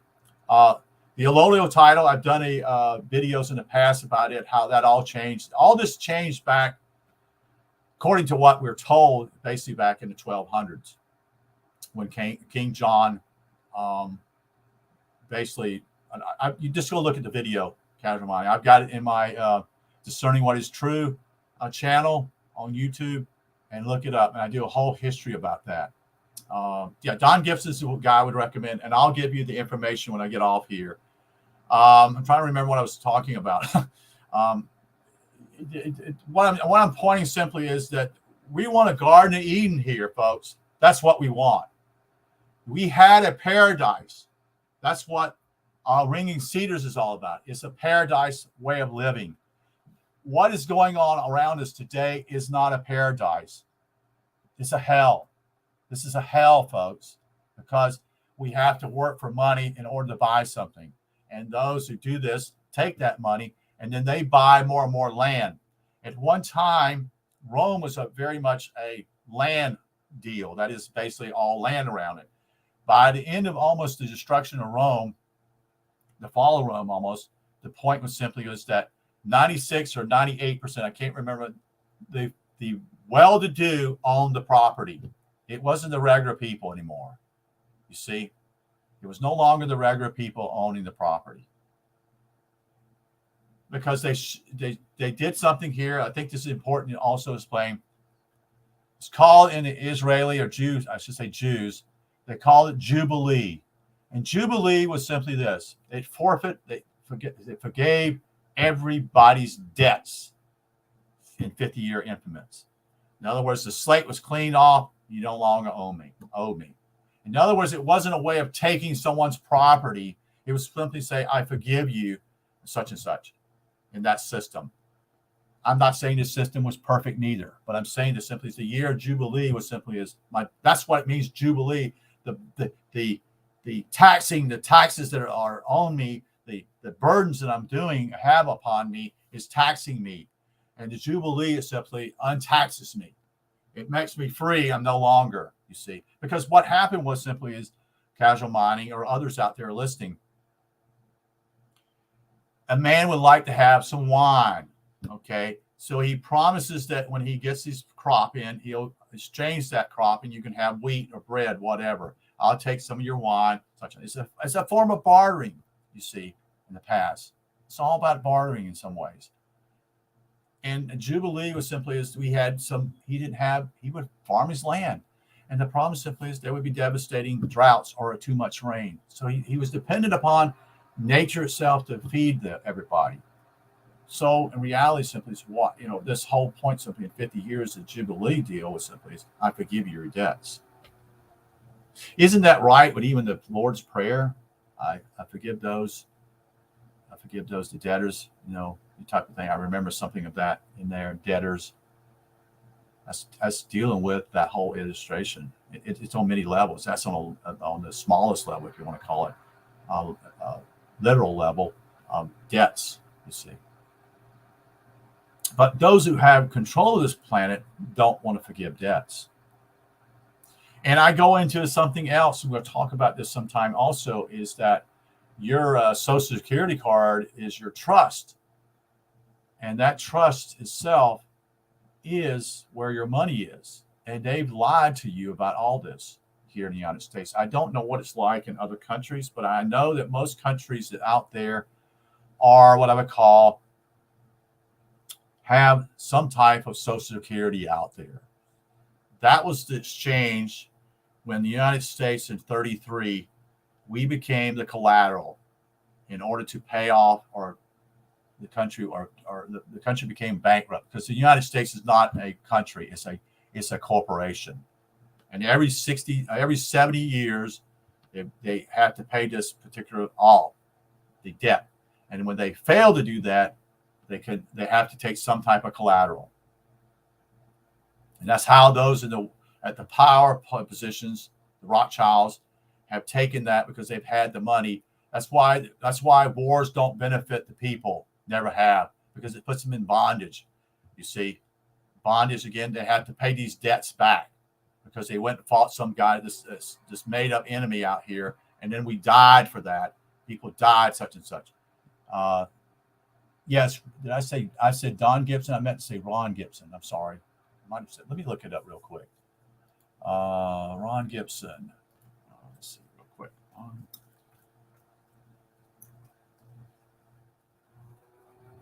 Ron Gibson.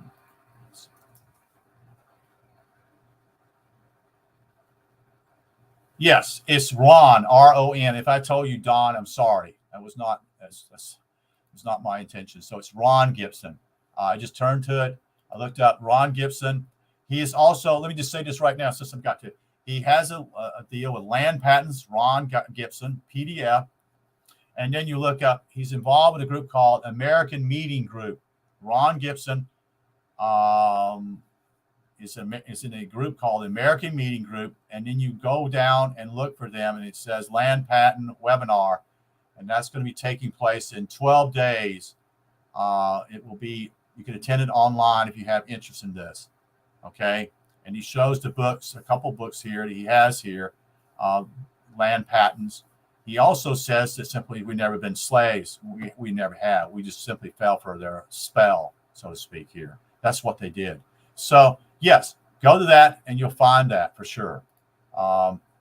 Casual mining. So it is Ron Gibson, and look up land patent, and it should be PDF. I downloaded it myself. I've read some of it, but like I said, I like to have it in book form. So in 12 days, he's going to have what they call a seminar online, and it has to be, I think it's on Zoom. So get in contact with them and go from there. That's what I understand. So sorry, I'm sorry. I didn't mean to say the wrong name. It's so easy to say Ron and Don. So the part going back to the title, I mean, the Social Security deal for everybody, I think is everybody in all these countries have Social Security because they had to give, once they took this collateral, you became the collateral, you had to be the beneficiary. What I mean by that simply is that, hear me out, in a way, simply it's you, and beforehand, we had what we call gold and silver backing up paper dollar, and that was destroyed.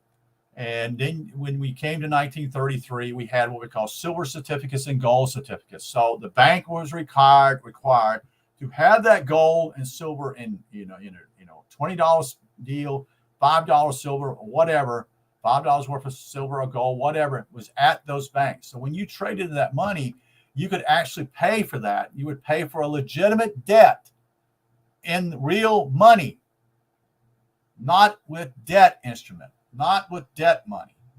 And that's how this became. Well, what happens simply is if you're doing this and you're taking someone's collateral, you must square the books. And squaring the books simply is to say you have a ledger, and it's based upon credits and debits. And so if they made you a debitor, you became a debtor, they have to provide a creditor way to square the ledger. Do you follow what I'm saying? And that's what Social Security is all about, is that there's a trust there. That is your trust. Most people wait till they're 65 and basically get nothing out of it. That's the clever scheme of those who steal from you. But there are those who understand simply is there's millions and millions of dollars in your trust. You see. that's what I'm trying to say with the ledger part simply is that in order that what they did when you were not able, they can't do this because it's the law, what I would call, what's the word I was trying to think of someplace. In other words, if you do wrong, universe says you're going to pay for that price. I can't think of what it's called right off the top of my head. So in other words, if you make me a debtor, when you took away my lawful money, I had real silver and real gold. And they also, government took away gold and silver, gold from people also. They forced them to do this based upon a threat of, quote unquote, we're going to throw you in jail if you don't give your gold back. So they stole the money. It's called karma is what I'm trying to think of.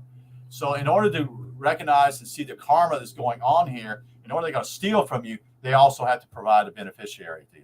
And that's how you square the books. The ledger is you have a creditor side, you have a debtor side. You see how this works? And if they're going to do what's wrong, taking from you, they have to provide something that's right. But the problem is that they've kept that from you. They've kept that. They've lied to people for over 30. So this is almost 100 years is going on. Not quite, but almost 100 years they've stole from people. And the problem is they need to get this out. You need to get this out there and understand. You see, you need to understand this. So I had a friend. I want to share something else really interesting here. Let me see if I can find it. Let me see if I go in my channel here. I can show you here. Share channel. Share screen. Here's the a dear friend sent me this, and this is about the change is on the horizon by what's called Necsara, Necsara. This is by James Rink, Rink. It's called the National Economic Security and Recovery Act. It was a set of proposal economic reforms for the United States suggested during the 1990s. I haven't yet found out about this Harvey Francis Bernard. What's this whole thing? Just is interesting to watch this because reality, what reality simply is this is about your trust in a way. You see, all people, this whole fiat currency is all make believe. This system has to fall. And you want the system to fall, folks, in order for us to be able to move back onto the land and own property, to own 40 acres of land. You see, so this is one of the videos I recommend you look into, okay? Because this will educate you. And it's a long video. It's 3 hours, but it is well worth it, okay? So I've already listened to approximately 45 minutes of it. Let me go back here and let's see, stop sharing. And let's go into here. And let's look at another share screen here for you. Let me find that one.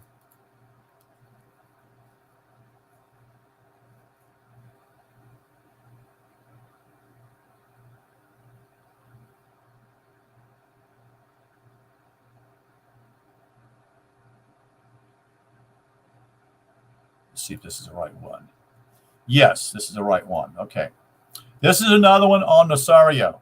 This is National Economic Security and Recovery Act. This is a really long video, I think. Let me see. I've got the wrong one. I was looking for the 6-hour one. I'm showing you the 3-hour one. That's not the one I want to show you. Bear with me here, folks, as I look in here.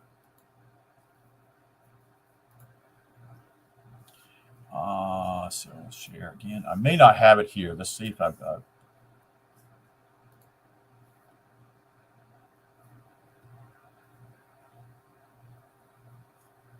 see if this is the one. No, that's not it. Okay. So I have to find it for you guys.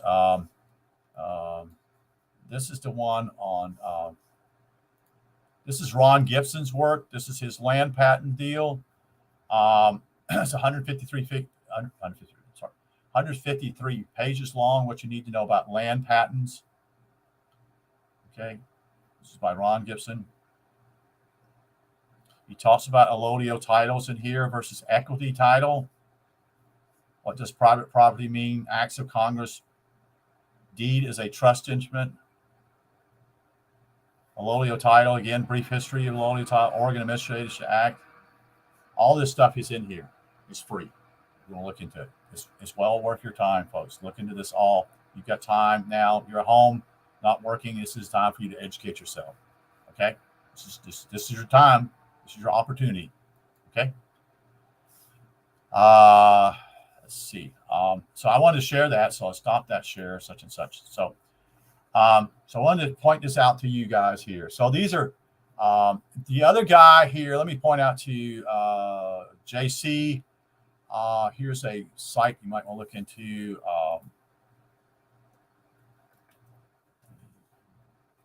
You need to educate yourself. When I mean educate, find out who you really are, understand who you are,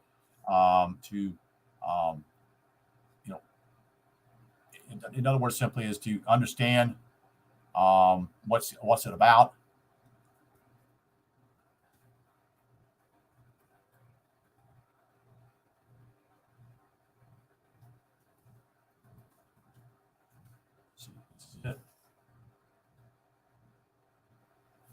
Yes, this is it.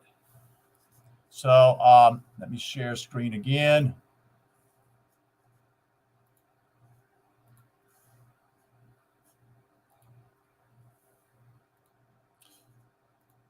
Okay, this is Author to Christian's website or YouTube. I'm sorry, YouTube, and it's simply called Love for Life, and he's got a little over 5,000 people. This is his videos he's done for years. He talks about the dream of life, under the spell. This is gold, folks. This is a lot of this stuff is really, really important. He talks about Dream of Life Part 1. He's talking about many different subjects here. Okay. He's saying we need to go back to the land. And that's the whole key here, folks. All of it's key. How they've used fraud, how they fooled us, everything. These videos were done 10 years ago. Okay. So 10 years ago was back in the 2010, 2011, 2012. He talks with Janice Barcelo, which is talking about trauma and what I would call the hospital system, the medical system, how they induce trauma into your child. All these things. You need to have your babies at home. No longer have them out here in a hospital. Why would you need to have it in a hospital? See, you need to unplug the system. You see. So I want to point out also that because it's critical for you to see his site, and it's well worth to look into that. Okay. And that's okay. So this guy, this brother, let me explain to you, JC, one thing. He lost his property. Okay. They threw him out because basically he was out of the system himself. The problem is his wife had to work. Eventually what took place is that they apparently forced the people, and you have to explain this to me, JC, but no one really actually owns their home. So basically people are just paying rent. It's kind of a rent deal here.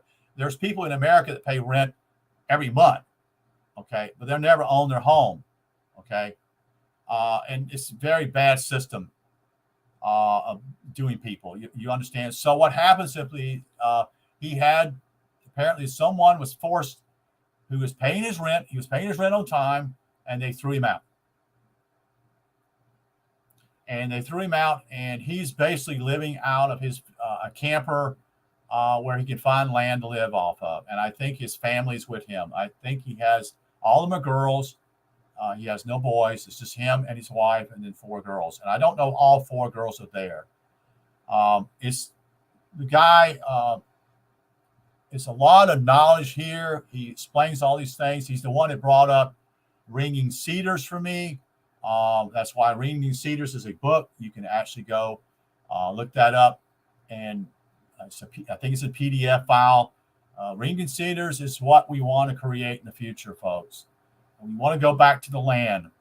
Everybody deserves to have a piece of land. No one is a slave, folks. No one needs to pay property tax. It's our land. It's our right. As a child of God, all of us are a child of God, children of God. It is our right to own land, and we don't have to pay for it. The Indians understood that. Now, the Indians were what I call nomads. Not nomads. Yeah, I guess it is nomadic living.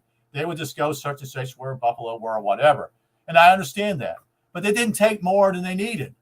You see, they never needed more. You see, all these things were, it wasn't a storehouse. You remember the parable about the storehouse with Jesus sharing the storehouse, that you remember what happened? It's a parable, but it's a demonstration of what happens.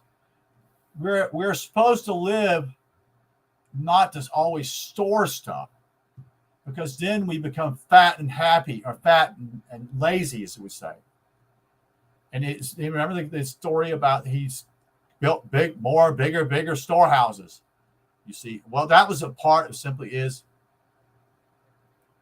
it's all paperwork. The problem simply is when people come to reconciliation, when they come to realize that what I would call the, what's the word? Your eyes will be open, JC. Your eyes will be open and you realize the government doesn't have any power over me. It's just simply I'm living in fear of them. It's a recognition of that. And eventually the whole thing, the mechanism will change as it gradually changes. As we move in the age of Aquarius, this will all change. And it all simply is that we'll go back in what we call the Garden of Eden. In other words, I have no desire to do anything harm to my neighbor because I have property such and such. We don't need government. That's what I'm trying to say. It's a quasi-government. The land belongs to the people. But the government are working in behalf of the United Nations, you see. That's what I'm trying to say. Like I said, government itself is mind control. Met means mind. You're being controlled. It's a mind control apparatus. You're taught that way in schools, education, in order to keep you in a slave mentality. So you have to have government. You pledge allegiance to the flag of whatever country that is, you see. And when there's no countries anymore, it's all corporations. The thing I studied in poli-sci and international affairs when I was in college was the thing I couldn't understand. Simply was that there are now, and even in the 1980s and 1990s, I should say, corporations had more money than governments had. So they could rule over these governments. There were only 4 or 5 countries in the world at that time that actually had more money than these corporations had. That should scare you. And I guarantee you now, that's why it's happening now, that these corporations have more power than the governments. That's why the rules are written for the government, for the corporation. They're not ruled for me and you. You see? Our ancestors, I guess you're saying ancestors died in World War I, and King George versus gave the land to the people, but in 1940 UN took over as trustee. I see. Okay. I follow what you're saying, JC. Okay. Well, a lot of times the reason why UN takes over because simply is that the corporations, that is the government corporations, they also go bankrupt because these politicians just love to spend money, you see. They don't know how to properly deal with the ledger. In other words, the debts part and the credit part, you see. But that's another story. We won't go there because we can talk all day about that. But the idea simply is that we don't know who we are. You know, there are only a few of these people. There are only a few of them. But it's part of what I call the hive mind or mind control, which is part of the government. The other problem simply is that they have a police force and an army, you see. They use that to intimidate us. You follow what I'm saying? They use that as a tool to intimidate us. And so that's why they call, I'm not trying to be army bad here. That's why they put dog tags on to a soldier, because they're seen by the elite as they're nothing but dogs, because they don't have the reconciliation to recognize who they are, and we use them as like dogs. So, I know all about the creditor and debtor side. Okay, Roman, Vatican, Satanic system. Yeah, all that. Yeah. You, JC, you understand probably more than some of me in that area in the monetary system. So I'm going to probably sign off here. It's been 2 hours. So I hope that what I've given you are some tools to enlighten you. I don't want to use the word education. The word education is a spell. I think enlighten would be better word to use. Words are spells. I don't say good I don't use the M word. I wish you a good day, because I don't want you to mourn. So that's, I don't want anybody to mourn, you see. And that's what that word means, see. And English language is a lot of spells. That's why I believe English is now the most known language in the world. I think that's correct. I think that in China, Chinese is only because there's so many trillions of people. And the only reason why that is simply is because of Europe, because of England and the United States have basically dominated the world politics. They dominated the stage and basically controlling the law of the seas, the land.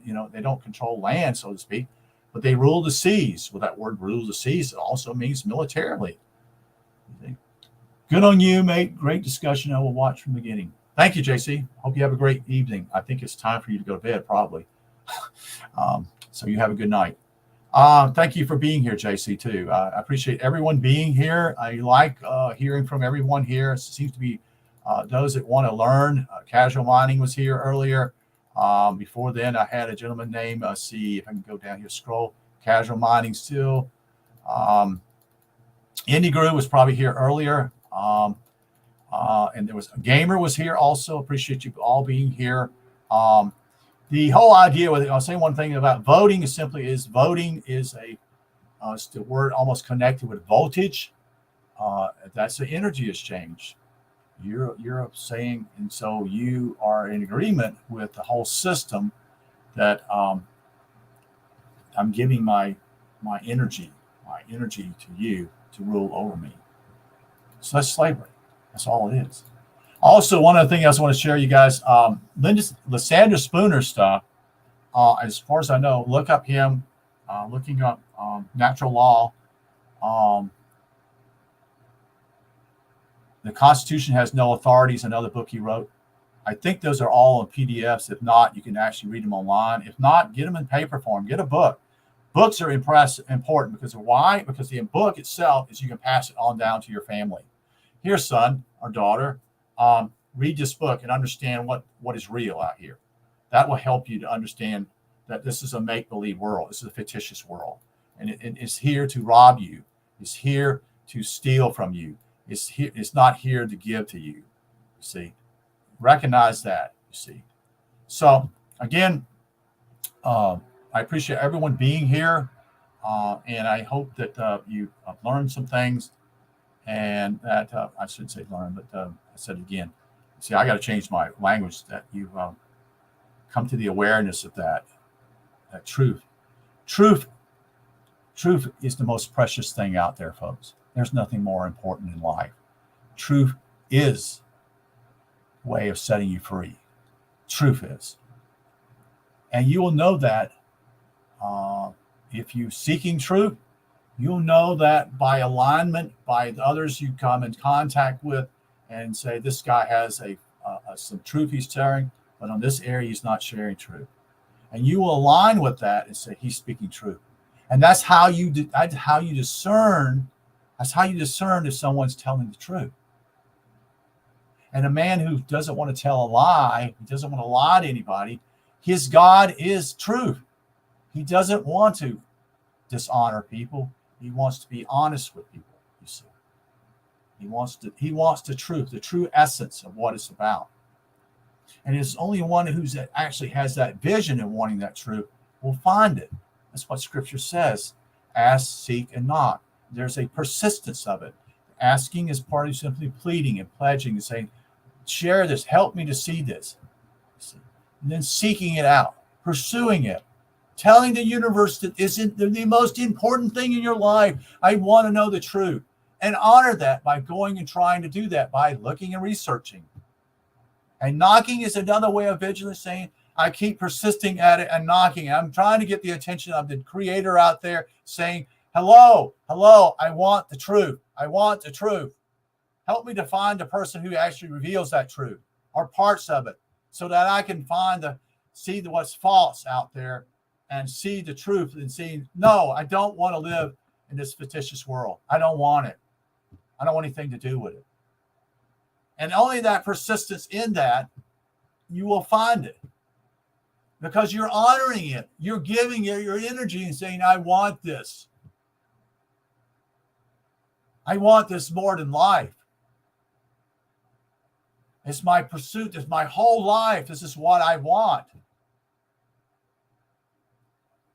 And then in that way, simply you come in contact with people who are in essence seeking the same thing. That's how it works.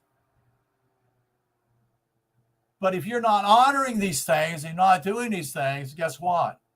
You won't find truth. You won't. There's no way you will, because you're not seeking it wholeheartedly.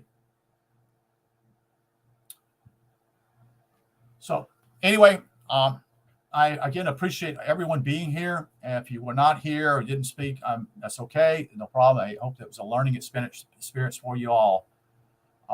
We'll do another video sometime in the near future. I appreciate all of you being here and the questions. And that's what makes it. We're here to learn together. That's what this is all about. You can teach me something and I can teach you something too. And that's the beauty of it. That's what it's all about. And then most of you are maybe younger than I am, can actually help your children to see these things and understand simply they won't be a part of this whole mess. And that they will be the ones who benefit from the whole thing. Living in the Garden of Eden, you see. Living in the garden in peace. In peace with everything around me. Everything. Everything around us is living, you see. And the only one that doesn't see that is the person who is not seeing the truth. He's not living. He's not there in the presence. He's not understanding that simply that the tree is living. That all these things are beneficial for us. All of it. And not to see it as something bad, ugly. Because we need it and it needs us. It's here. That's what the whole thing with living trees is all about. We need trees. Why? Because they take in carbon dioxide. Why do we need them? Well, they need that in order to produce oxygen. And we need the oxygen in us. It's that way, folks. That's the way it works. That is part of the Garden of Eden, in a way. So why would you mow them down? Only those who are blind. Those that don't recognize that the beauty's already here. We are destroying ourselves by being complicit and working for money. The money needs to die. All of it needs to die. It needs to die. That's why we have enemy. That's why we do all kinds of stupid stuff and harm one another. And also the whole idea simply is I've got to have more than everybody else. That's what this whole thing about storehouse, what I see in what Jesus was pointing out in the parable. Same thing. Whole thing. He has a storehouse. He's collecting something. And it's nothing wrong with storing something, but he builds bigger and bigger barns. You can see the whole analogy of the parable because he wants it all. He's now greedy. His whole pursuit is that. He's out for himself. He's not even looking at it simply in a recognition of simply is that I store something for next season. You see, that part. Then next year I'll have these crops, have the seeds, whatever, to replant. But that's not the way he is. He's storing it up. He has bigger and bigger barns. That's what it says. Okay. Look forward. Maybe we'll be again together and talk about these things and share it so we can all help one another. Again, thank you for your attention and appreciate all that's been here and even those that have not spoken here. Yes, Lysander Spooner. All this stuff is, let's see, a physical book doesn't have to load. Okay. Oh, okay. Thank you. Okay. Gamer. See you again. Okay. All right. Thank you, JC. Thank you. Thank you. Thank you for being here. Thank you, Casual Mining. Thank you for being here. Good day to you all. Lots of reading to do. Well, but you're learning something for yourself, but you're also learning something you can pass down to your children. You're benefiting them. You see, you're now in the light, so to speak, and you're actually giving them something of value so they can hold on to, and that they will pass it on. You see. Yeah, I love physical books simply because then I can read and write notes in them. That's what I like about it. I don't like printing off of a printing. I'll do that, but I don't like it as much because then I have a book. And if I have a book, I can share that eventually to someone, my library, if you can look behind me, so that I can share that with someone else and basically they can actually use it in the future. That's my hope. So, all right. You guys have a great day. Thank you again. Talk to you later. Bye-bye.